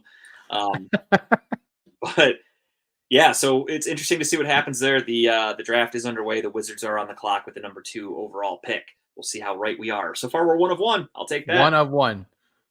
So far, almost better odds than we did with the NBA and NFL draft. So we'll see how the rest of it goes. Well, we will move on from ESPN is trying to make the NFL, and they're failing bad. Oh, I'm sure the NBA, ESPN tries so hard to make the NBA draft huge, but it's fucking boring. And like the NFL draft, when you're there, like I go there every year, obviously day 3, you can still look outside and there's still thousands of people. Whereas the NBA draft, as the night winds down, it's fucking empty inside of whatever arena they do it in. Alex Sarr, we're 2 for 2. Look at us go. We are professional drafters here. I'm a professional plagiarist because I just stole this from, like I said, New York Times or wherever the fuck I found it, New York Post. So yeah, do you think Bronny James just goes 55, day 2, Los Angeles Lakers? And what are your thoughts on day 2? There are now 2 days for the NBA draft. So I think it's funny to me that they're really trying to make it bigger than what it is. But at the same time, you got to do something, right?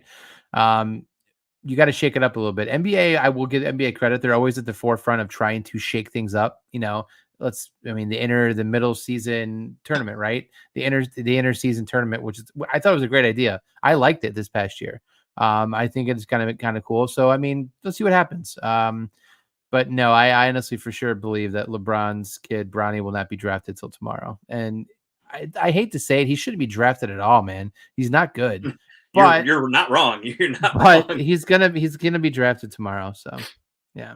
Yeah, I think so too. Again, I just think it would be really, really fucking funny if some other team takes him. I love that. The thought of some team trying to, I won't even say stick it to LeBron, stick it to Rich Paul, because Rich Paul is trying to make Bronny James some like highly coveted, like you're not even allowed to talk to him, but to my client. But like He's not very good. So, like, who the fuck do you think you are? The Lakers will do it because they want to kiss LeBron's ass. But also, it would be fucking hysterical if he didn't get drafted at all. I think that would be the funniest thing if he goes undrafted. If everyone's like, "Holy shit!" They raise this unless Rich Paul is like going to undrafted. treat him like the NBA Jam and have steal some Monstar power and give it to him. I just don't see how his skill set translates to the NBA. I mean, unless he practices his ass off and gets a lot better, he just doesn't have it right now. I mean, they were showing a video the other day. There was a clip of him working out with his dad, and I mean, he dunked. He was shooting some mid range jumpers and hitting them, whatever. But like doing that in an open gym and doing it against actual people, not even NBA players, but doing it against any competition is night and day different. So if you're talented enough to play college basketball at a high level like he was, I'll give him that. You're expected to hit shots like that. I'm not impressed by a guy hitting a wide open shot for fun. Do it against opponents, which he clearly struggles. So we'll see what happens. Definitely something to keep an eye on. I'm excited for the Bronny situation to go down. But again, if they fuck over Rich Paul and some team takes him, I would love it. That's all I want. I want some drama. Give us some drama today. There you go. I'll vote for drama. There you go. I won't vote for where he gets drafted, but I'll vote for drama for sure. I love that. That's all I care about is drama nowadays. Speaking of drama, there's a little bit of drama going on in the NFL. Let's talk about it. The NFL, there are 3 teams looking to upgrade stadiums, 2 of which got approved. Something to keep an eye on if you're a Browns fan, because the Browns are, of course, kind of going through the same situation.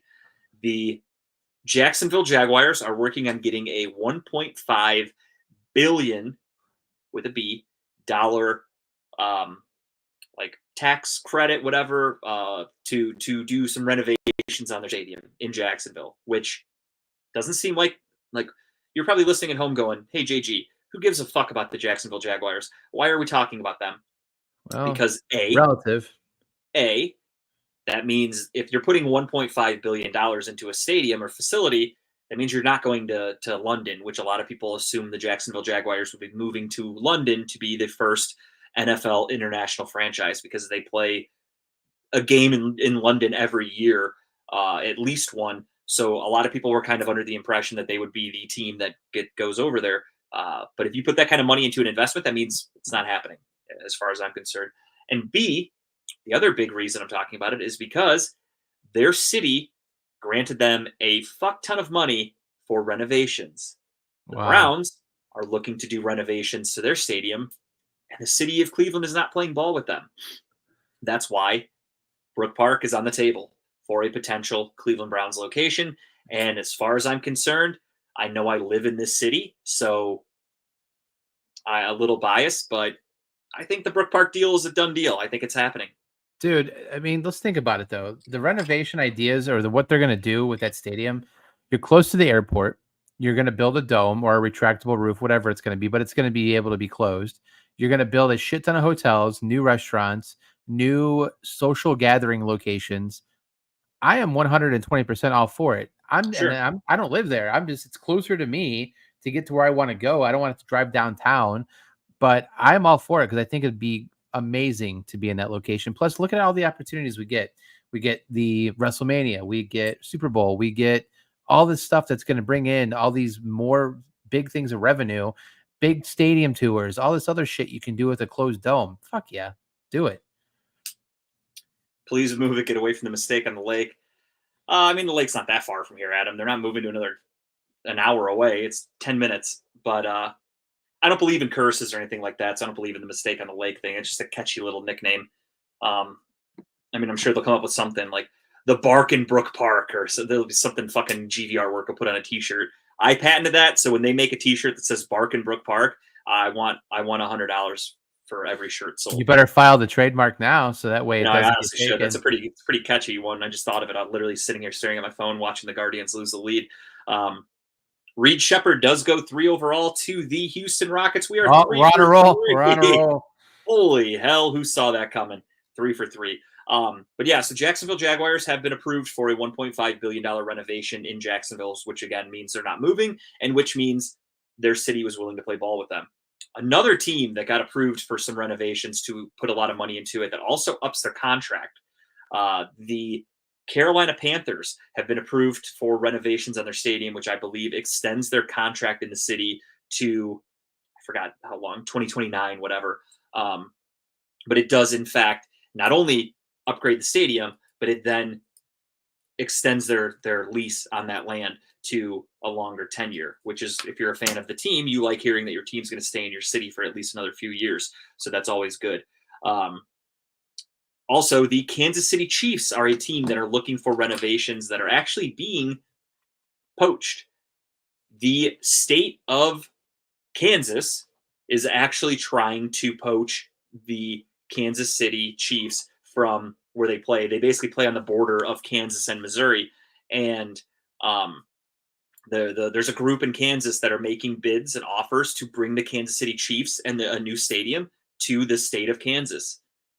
So they will be the Kansas City, which is funny. City, who cares?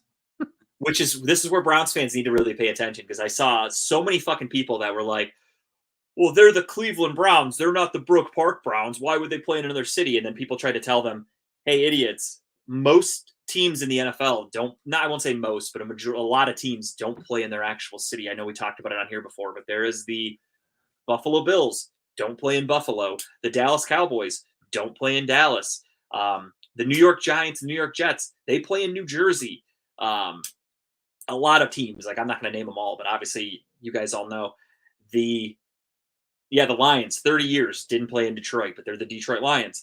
The Kansas City Chiefs currently play in Kansas City, Missouri, and again, right on the border of the state of Kansas. So they would then be moving. They would be the Kansas City Chiefs, but they would probably be playing in like Topeka, Kansas or something like that. So pretty interesting to see that. Yeah, 12 teams that don't play in the downtown of their city. So almost half of the league don't play. I think the Haslams already assume it's going to happen because they're still working on that area over there by the airport. They're clearing that shit out over there. Oh, it's happening for sure. Like they're clearing out obviously their area for the training facility, which has already been done for it. But the area they bought for the new where the stadium would go, that's starting to get cleared out now too. Like they're already prepping for it. So they also officially knocked down the final house in the next to the Brown Stadium. Oh, that rickety one that was over there. Yeah, they officially, I guess, from what I heard today on the radio, I think it was, they said they ended up buying it from the owners for like $500,000, which is way more than it's worth. I guess it was like a really small house, had like 2 bedrooms, had 1 bathroom, and they fucking bought it for $500,000 because the person was like, you want this house? You better make me a fucking offer. Steve said he'll Airbnb his house for visiting fans. Yeah. I mean, I'm about to have my realtor. She's coming over on Friday to kind of take a look at our house. She sent us an estimate of what she thinks it's worth on an email the other day, but she hasn't actually been here. So we'll get a better evaluation and meet with her in person on Friday of this week. So we're making some moves over here. But I'll be long out of Brook Park before the Browns play here. But I don't plan on going very far. I plan on living in Berea/Middleburg, ideally. We'll see what happens. Tara and I have already agreed that we're willing to look at other cities if a dream house pops up. But right now it hasn't happened. So keeping our eyes peeled. I'm suddenly busy that day you move, though. I've got plans. Oh, I already told Tara. I said, dude, I'm 35 years old. I said, we're not asking for help. We're hiring moving movers. Team. Yes. Put it on the fucking in the loan. We're getting movers. I'm not moving shit. We're adults now. We don't ask friends for help for moving. I invite friends over to stand around and drink beer as we watch the movers do it, and we'll probably hit a bunch of golf balls. I'm down for that. I'm down for that. Yeah. It'll be just like Happy Gilmore, where we'll just hit golf balls and watch people carry my couches. That's my plan, at least. So the interesting thing, again, with Kansas City, or with these teams getting their investments to help their stadiums, the Browns are in that situation, and it looks like it's not going to be happening in the city of Cleveland. So safe to say, Browns are probably gone. Oh, yeah, Tara's going to be doing heavy lifting and unpacking, and she does all the building. During COVID, after our basement flooded the first time, we had to get rid of our carpet. So we just had concrete. So we put down our vinyl plank flooring. I sent pictures to a bunch of people where she's literally, you see her down on her hands and knees with like the fucking glue and like a hammer doing all the work. And I took a picture of me holding a beer, standing there watching her, and I'm like supervising. So I'm not ashamed. Union supervisor right there. There you go. 100%. I don't mind one bit. Another football thing I wanted to talk about with it fits in with the Browns. comeback player of the year, the NFL has essentially changed the way that award is given out. It is no longer for people like Joe Flacco. Like last year, people thought Baker Mayfield should win it because he just came back from sucking. That is no longer the case. So if you bet your house on Russell Wilson winning comeback player of the year this year because you think, well, he sucked ass with the Denver Broncos, he's on Pittsburgh, maybe he's going to be good this year, he does not qualify because all he did was suck. He did not come back from an injury, did not come back from an illness, anything like that. Simply was just not a very good quarterback, and you can no longer get the award for sucking. However, I feel like that should not taint anything that Joe Flacco did because I do think Joe Flacco was out of the league. He literally, teams did not want him. He was able to come back, play well, lead a team to the playoffs. That's worthy of comeback player of the year. Hey, we're 4 for 4. Stephon Castle, baby. Now, if you can give me a Matis Buzzler, however you pronounce his last name, sign me up. Let's go 5 for 5. Then I stopped counting, so I don't even know who the fuck. Gun to my head, I couldn't even tell you who has a 6th pick in the draft right now, if I'm being honest. But yeah, so the comeback player of the year award, they changed a little bit. What are your thoughts on that? I like it. I think it makes sense if you're coming back from something, literally coming back from an injury, you're coming back from whatever it might be. But I mean, it literally only limits to an injury, basically, right? Because that's it. I mean, the only thing you're really coming back from, or death. I guess death would have counted. Hamlin probably should have won that. But he wasn't very good. You don't deserve it just because you. Surviving. I'm a fan of this, but we might as well just go ahead and just, as long as he stays healthy, just go ahead and give it to Aaron Rodgers then, because he's going to be the front runner the entire season. Yeah, I forgot about him being hurt last year. So yeah, he's a guy that could potentially do it. Or he could get hurt again. Who knows? Or maybe he doesn't return from his ayahuasca retreat or wherever the fuck he's been missing for. Is there any update on that yet? Has the team contacted him, or is he still in a hole somewhere? No, I don't. Honestly, I don't know. I mean, they did mandatory minicamp. He did not show up. And minicamp's over, so now everybody's on their break until training camp starts in a few weeks. So he's currently allowed to be gone, but I don't think anybody's heard from him. I don't think anybody's gotten the actual story on what's happening with him. But you got a contracted player missing on this planet Earth, and I would be worried a little bit if I was the Jets.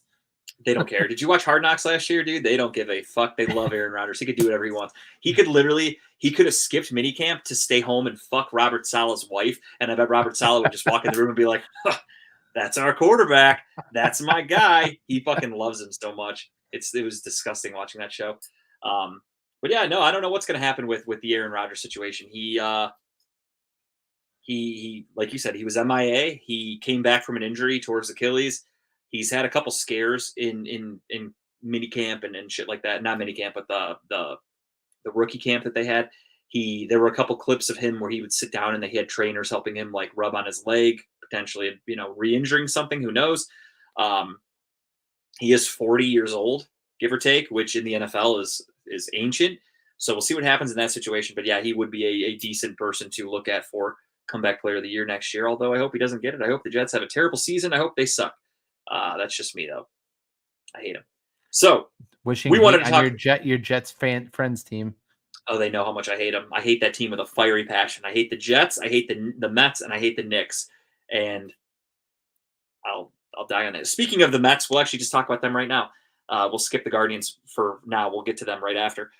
Edwin Diaz. I want to talk about this a little bit. He is not appealing his suspension from the NFL or from Major League Baseball. He has a 10-game suspension for having illegal substances on his hands. And they did a check on him when he was walking off the field. He had illegal substances. He had the opportunity to appeal, chose not to, which is basically an admission of guilt. And he's a fucking cheater. The Mets stink. They're they're not even 500. And they have like the second highest payroll in all of baseball at like $300 million. And they are floating around 500, which is pretty embarrassing if we're being honest. And they're beating the fucking Yankees right now, which I need them not to do that.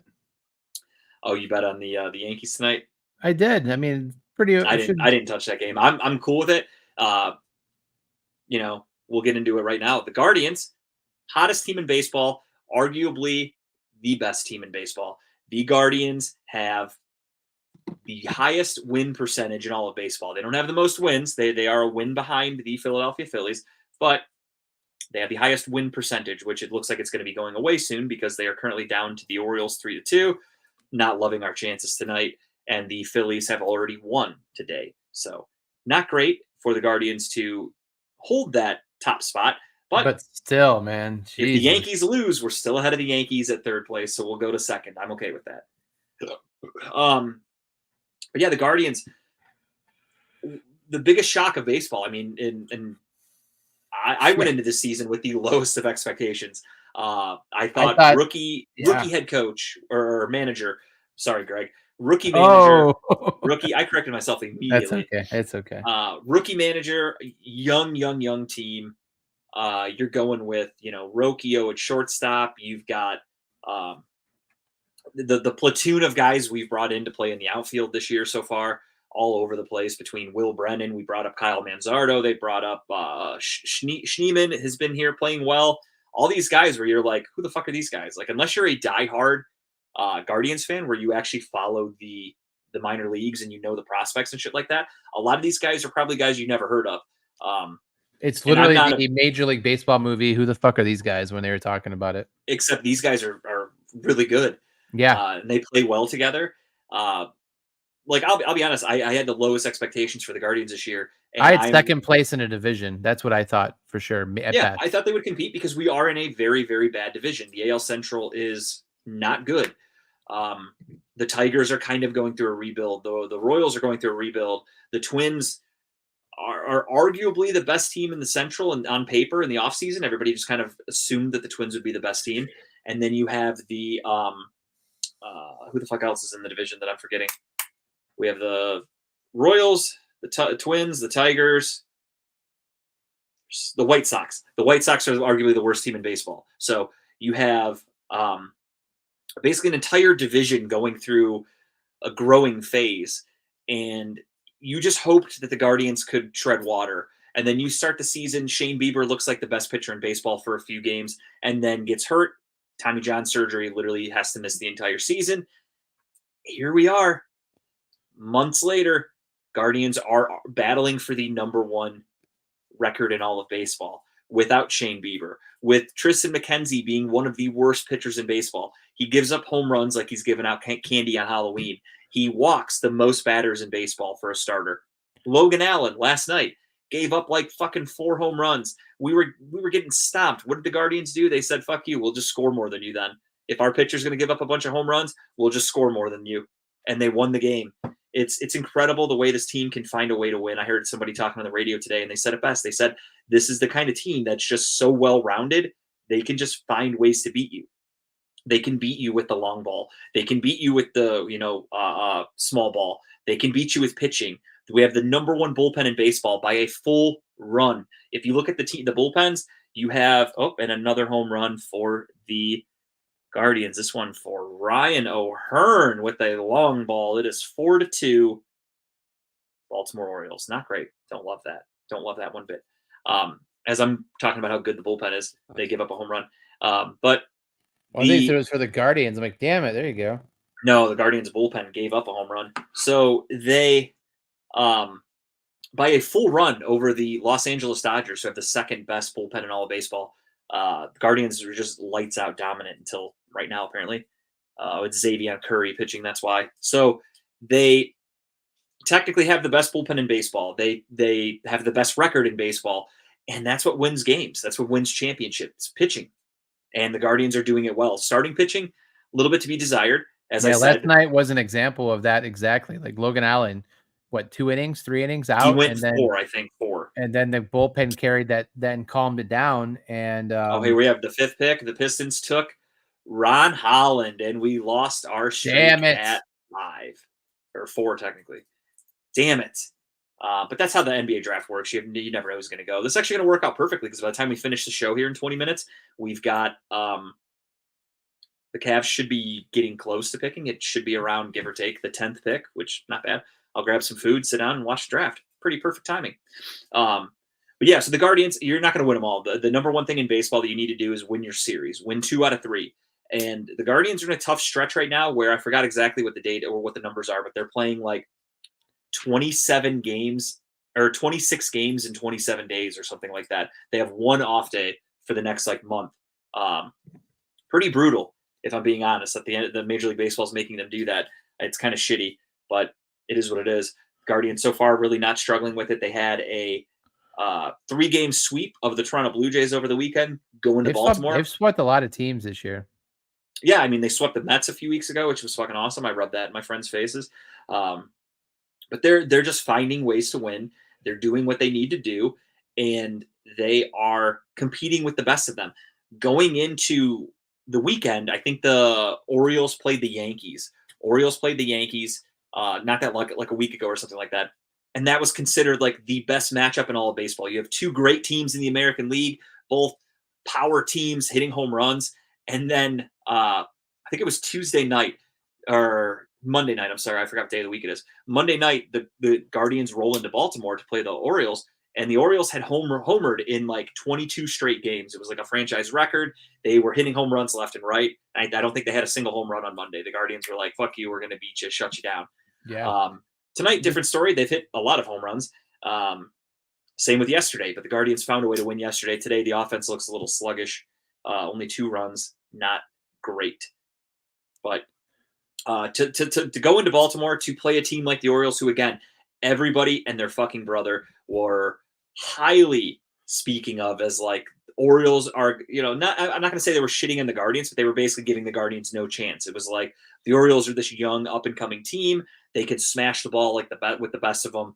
And the Guardians go in and they're going to more than likely take 2 out of 3. So I'll take that. Again, win 2 out of your 3 games, you're a playoff team. What's confusing to me is that nothing's much about this roster has changed over from last year. Not many pieces, right? Why are we so much better this year than we were last year?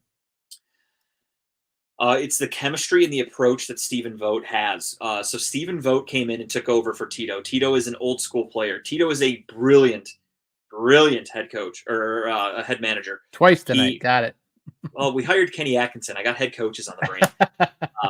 He's a brilliant manager. He won World Series with the Boston Red Sox, but the Boston Red Sox were a powerful team. They had, Manny Ramirez, David Ortiz, who were both juicing at the time. So they were definitely cheating and should not have won those World Series. That Major League Baseball should look into that and take those away. That's just me saying that, though.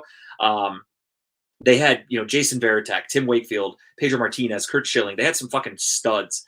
So Tito went in there, and Johnny Damon, he had all these great players, got him to win. They won multiple championships. Now he comes to the Guardians. Guardians are not big spenders. Guardians do not have power hitters. Guardians have good prospects. They have fundamental players. And Tito came in and said, okay, we're not going to beat you at the home run. We're only going to be able to play small ball. So he started kind of incorporating small ball. Be patient, take your time, have good at-bats. And it worked. Guardians went to a World Series in 2016. They had a really good team in 2017. They've made the playoffs multiple times. Hasn't really led to much, as we all said. Don't get me wrong. I don't take any playoff appearance for granted as a Cleveland fan at all from any sport. But the Guardians going to the playoffs at the time, the Indians, whatever you want to call them. I know there's people out there that still will complain about that they have to say Guardians, but whatever, get over it. The Guardians or Indians teams of the past, if you want to look at it, going to the playoffs, getting eliminated in the first round gets old. You're pissed off as a fan. You're like, fuck you, I want a chance. But at the same time, think about how fucking miraculous it is that you have a Cleveland team that's consistently making the playoffs. It sucks to lose, which I fucking hate. We all know that. But it's still magnificent. This team has been good for like the last 6-7 years. Exactly. That's the one thing I can't knock the Guardians organization as a whole. Yes, the Dolans are cheap as fuck. I hate that about them. But do they stick with what they know when it comes to drafting and trades and prospects? It's not often that the Guardians lose a trade. If you go back in the history of the Guardians, when they trade a player that initially you're pissed, like I was pissed when they traded Corey Kluber. I loved Corey Kluber. He was our best pitcher. They traded him. Traded him for a young guy that I had never heard of. He was a relief pitcher named Emmanuel Clase. He immediately got traded to Cleveland, came here, and was suspended for like 50 games for testing positive for an illegal substance. So I go, great. You trade our best pitcher, a multiple Cy Young award-winning pitcher, for a relief pitcher who's suspended. I'm like, what the fuck? What a stupid trade. Lo and behold, Emmanuel Clase is probably going to be the all-time greatest closer in Cleveland Guardians history. Quietly just coming in, being the best. Just that being guy. The best. Just that no guy. big deal. Just the best we've ever had on our team. No big deal. And as Steve said, 26-9 at home. That's incredible. The fans have been fantastic. If I'm not mistaken, when they played the Blue Jays over the weekend, they had a couple sellouts or close to sellouts, which is awesome for June. The Guardians don't typically have sellouts. The number one thing you hear for the Guardians is the attendance sucks. And the fact that they are able to get people to come in June and to be buying in and having fun at the ballpark when it was so fucking hot over the weekend. It was like goddamn 100 degrees on Saturday, and they sold the place out. So that's saying something for your team. They are great. They play well together. But what I was saying in a long-winded way that got me way off track, Stephen Vogt came in and basically told them, be aggressive. They're swinging the bat a lot faster than they used to with Tito. Work the count, work the pitcher a little bit, wait for your pitch. Smart. It's not bad, but they're playing aggressive and it's working out. Look at Stephen Kwan. Stephen Kwan is hitting home runs. Jose Ramirez is like, I think I don't think he is anymore, but he was close. He was leading the league in RBI for a while. He has like 20 home runs. Josh Naylor has 20 home runs. These guys are just being aggressive and it's working. Yeah. They're hitting the long ball. Making people like David Fry look like the best player in baseball for a while there, I mean, yeah, look at the other day. What helped us win the game against the Blue Jays? Will Brennan hit 2 home runs. Or no, I'm sorry, that was against the Mariners last week. But either way, you got Will Brennan hitting 2 home runs. Yeah, exactly. David Fry is crushing the ball against left-handed hitting or pitching. Just everybody's working well together. And this is, again, all without you're without Gavin Williams and you are without Shane Bieber, who are 2 of your top pitchers. And making it work. It's a testament to Stephen Vogt as a manager who, again, he came in and I went, notice I said manager that time. I made sure to catch myself. Stephen Vogt came in as a guy who is just retired from being a baseball player a few years ago. It's not like he's been a lifetime manager, was in the minors, as a manager for 20 years. He's finally connecting got the call better up. with his team. Yeah. He's a guy who's like, hey, this guy's going to pitch you this way because I was his teammate or I faced him multiple times. And he was a catcher. I believe Stephen Vogt was a catcher. I could be mistaken. But catchers surprisingly are some of the smartest guys in baseball. Like look at Austin Hedges. Austin Hedges sucks. Not a good baseball player, but he's smart as fuck. He knows what to do for a pitcher, how to pitch a certain player. You're calling the game as the catcher essentially. So you have to be pretty fucking smart in order to do that. And Stephen Vogt's smart guy. The coach for the Cubs was a catcher too. The manager, you mean? Manager, sorry. See, happens to everybody. Yeah, catchers honestly are some of the smartest players because again, they have to do all the research on every player to know how to pitch to every player because you have to call the game properly for your pitcher. If there's a guy coming to bat, okay, this guy's his weakness is low and outside breaking ball. So you're going to be like, okay, here's what we want to do. We want to avoid an up and in fastball because he crushes those. We want to work the outside corner. Like you have to know every player. You have to call the game properly. Hope your pitcher throws the ball where you want him to. But there's a lot of variables that go into it. And the catcher's kind of the quarterback of the team. You're out there telling the pitcher what you want to do. Yes, the pitcher can shake you off. But nowadays with the pitch clock, they don't really have the time to shake it off. There was a time back in the day where a pitcher would stand up there and for a minute straight, he would just shake his head. Nope. Next one. Nowadays, you kind of have to go. You maybe have like one chance. So if you don't like the first pitch, you go, nope, option B. All right, let's go. You just have to do it because you have 20 seconds. So right. As a catcher, you have to be quick. You have to understand the players. You have to have a really good memory and knowledge of your opponents. Did you see that first pitch clock timeout with the walk-off? Yeah, it ended up getting the Colorado Rockies a W out of it. That's crazy. Could you imagine that walk-off pitch clock? I mean, that's embarrassing. That's just, how do you fucking let that happen? That's truly embarrassing. But stranger things have happened, I suppose. All right, that gets us down to the end, basically, where we have everybody's favorite. Everybody's favorite segment. Everyone's favorite burp. The burp. I don't think the Guardians are winning this one.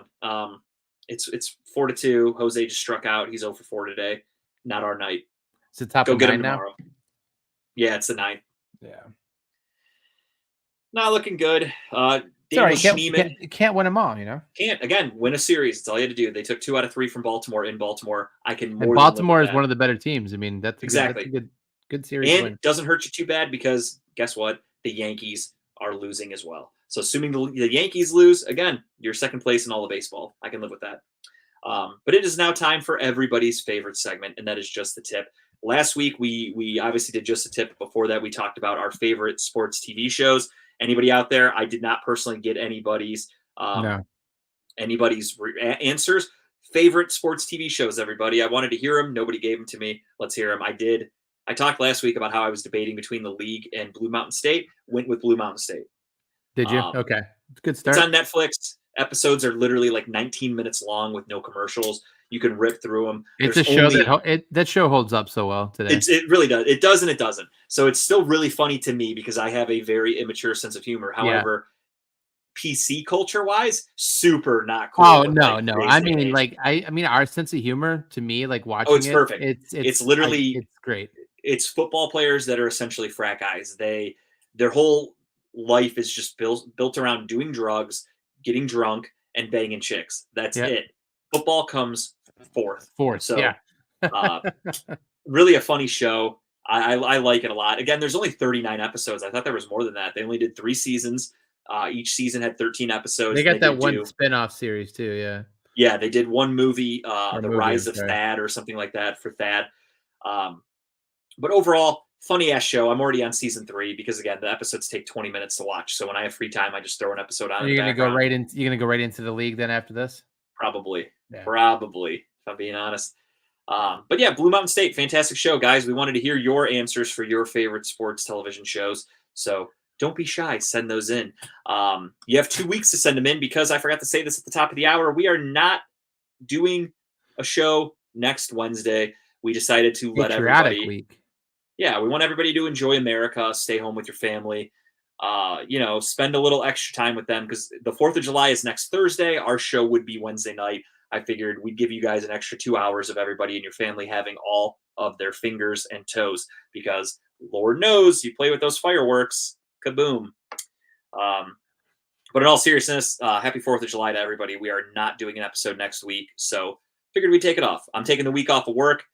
I'm going to take a week off of the show, too, because I can. And it works out perfectly because Bryce has a doubleheader, too, so that works out. Even though I'm getting pretty fucking good at being the running the board here. I'm not going to lie to you, George. Thank you for all of your help on that. Getting pretty good.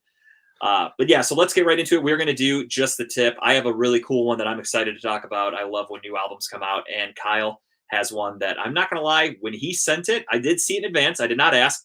I want to hear about why he picked them, and I think I know why. But I want to hear the explanation from the man himself. So, Kyle, without further ado, we'll see if you're close. So, honestly, 2 weeks ago, was going through just like a weird moment, mentally. But I was going through different groups on Spotify, and Spotify started playing Falling in Reverse songs. And so I'm like, I've never listened to them like a lot. So I started going through and listening to their older albums. And then as they got to the newer shit, like I listened to some of the albums or the songs they have coming out in a new album that I think is coming out this year. A lot harder.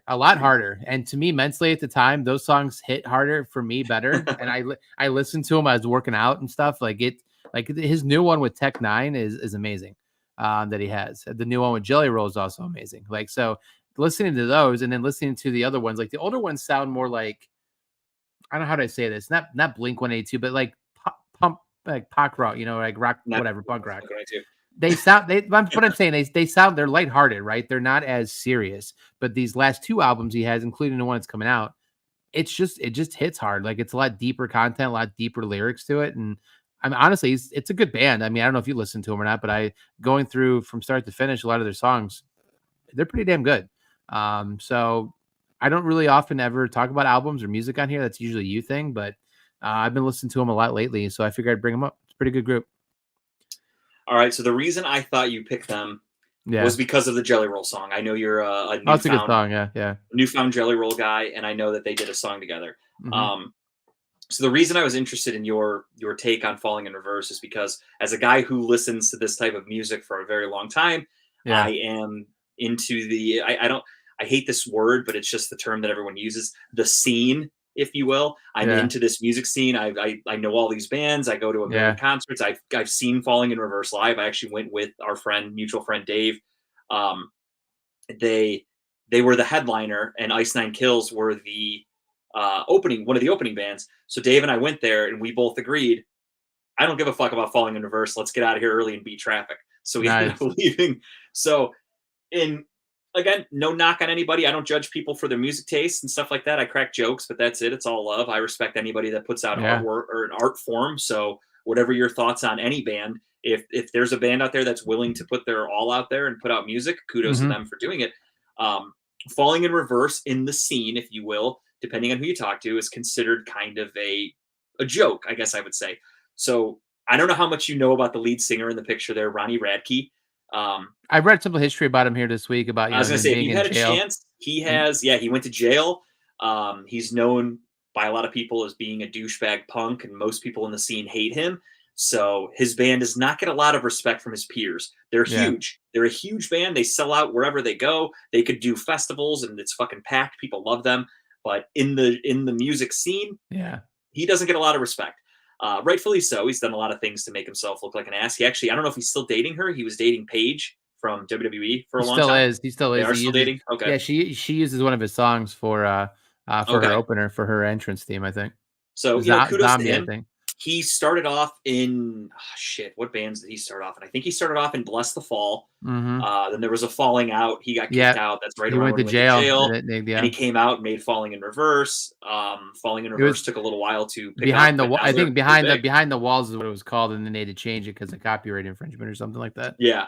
So Ronnie Radke has definitely had an interesting life in history, Mhm. if you will. But yeah, so in the music scene, they are not very respected. But again, I respect anybody that's willing to put out music. Yeah, And so I more came power to them. across them. I came across it naturally. Like it wasn't something like how Ice Nine Kills was something you guys suggested to me, and I kind of fell in love listening to those guys. Like Yeah. I love listening to Ice Nine Kills now. But it's a mood song. It's a mood group for me. Like I have to be in like that fuck off type mood to like play music like this. Sure. Because I normally listen to like lighter stuff, like the Jelly Rolls, the country shit like that, right? But like I was just Spotify, I was on a certain channel and one of the songs came up. So I just dug down the rabbit hole and started listening to all of it. I like their newer stuff more than I do their older stuff. Like the song, I think it's Ronald or whatever, the one with Tech Nine. I fucking love that song. Like I Yeah. blast that in my car. It No, might they be have more so definitely. because of Tech Nine because I'm a big Tech Yeah. Nine fan, but whatever, Their sound is definitely progressed and they sound different, which is good. You want that for a band. Yeah. It doesn't always work. Some bands, they put out a second album or third album, whatever, and you're like, man, this doesn't sound at all like the original band, and like you end up hating it. Some bands you hear and you go, this sounds nothing like the original. I love it. This is so much better. Yeah. So again, kudos to them for doing it. I found it funny. Like I've known about Falling in Reverse for a long time, so I just thought it was funny. And then I know they just put out that song with Jelly Roll, so I'm like, all right, Kyle probably heard the song with Jelly Roll, and now he found himself a new band. So Yeah. um, No, I again, like not them. knocking it. I was just wanting to fill you in on It's them. just it's expanding my music horizon. So right, so it's another group that'll be in my Spotify playlist now going forward. that I enjoy listening Absolutely to. good So, workout music. yeah, absolutely. So my tip for this week is a new album that just came out on Friday. It is called "I Want to Disappear" by one of my favorite bands, The Story So Far. Really good interviews with the lead singer of Story So Far that came out recently. The lead singer's name is Parker Cannon. Long story short, I won't go into too much detail. They are a pop punk band. They've been around for like 10 plus years from California. Their first album came out. They were huge. They were blowing up. Their second album came out probably, I would say not even probably. It was way better than their debut album, which is hard to do. So they ended up getting huge. They became a headlining band. They put out a third and fourth album, same thing. They're just selling out everywhere they go. They're huge. And then Parker's dad passed away from cancer, a battle with cancer. COVID hit, etc. It really all came at a bad time for The Story So Far. Too, in the interview, Parker goes into a lot of detail about how he basically fell out of love with music. He hated it. He didn't like what fans thought he was as the lead singer of Story So Far. He didn't feel like himself. His dad was his biggest supporter. Every song he wrote, he would show his dad. His dad would basically tell him yes or no and give him honest criticism. And his dad passed away and he had nobody to go to for the music. So it kind of took his love away from it. So over the last few years, I know I've put their album up here a couple times. He did a side project called No Pressure They're more of just a punk band. Not, I mean, it's kind of pop punk, but it's a little faster than the Story So Far. And he basically said that doing the songs and touring with no pressure put his love back into music, and he was able to write songs for the Story So Far. Story So Far's new album is super, it's great, but it is very sad because a lot of the songs are about his dad that passed away, and there's a lot of grief in the music and a lot of healing. And he basically said that the Story So Far were very close to just breaking up, not in like a negative way. He was just done with music. He was just going to say like, I can't do it anymore, and they were going to break up. So everyone in the band supported him, and they were by his side. And then when he finally got the itch to start writing music, they all worked together, and they put out an awesome album that just dropped on Friday. And I've listened to it probably every day, at least a couple times. It's a quick album. It's only like 28 minutes long. There's 10 songs. But one of my favorite bands, they are right on the cusp of being a top 5 favorite band for me. They're right there. Depends on my mood that day, but they're there. So great album. Check it out. One of my favorite bands, Story So Far, brand new album. That's awesome. Love it. I was gonna put out my other one I thought about was the new Luke Combs album that dropped, but I listened to it from start to finish, and it usually happens with country music. It's just all like slow, sappy songs. I'm like, I just can't get into it. So, well, that's good because probably I've never listened to it, but it probably sucks ass. But we'll see. All right, everybody.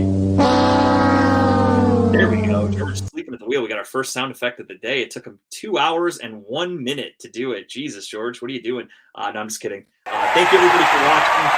Wow, he's hitting that thing like, I won't name names, but a guy that used to run the boards at Redline Radio. That's going to do it for us this week, though. Again, we are off next week. Everyone, enjoy your 4th of July. Keep your fingers and toes. Be safe. Be smart. Have fun. But don't get into trouble. We will talk to you guys again in 2 weeks. Hopefully, there's some good news to talk about. Some big news. We'll see. By then, NBA free agency will be happening. The draft will be over with. We'll have plenty to talk about and more. So see you later, everybody. Thank you so much for watching. Kyle, you got anything?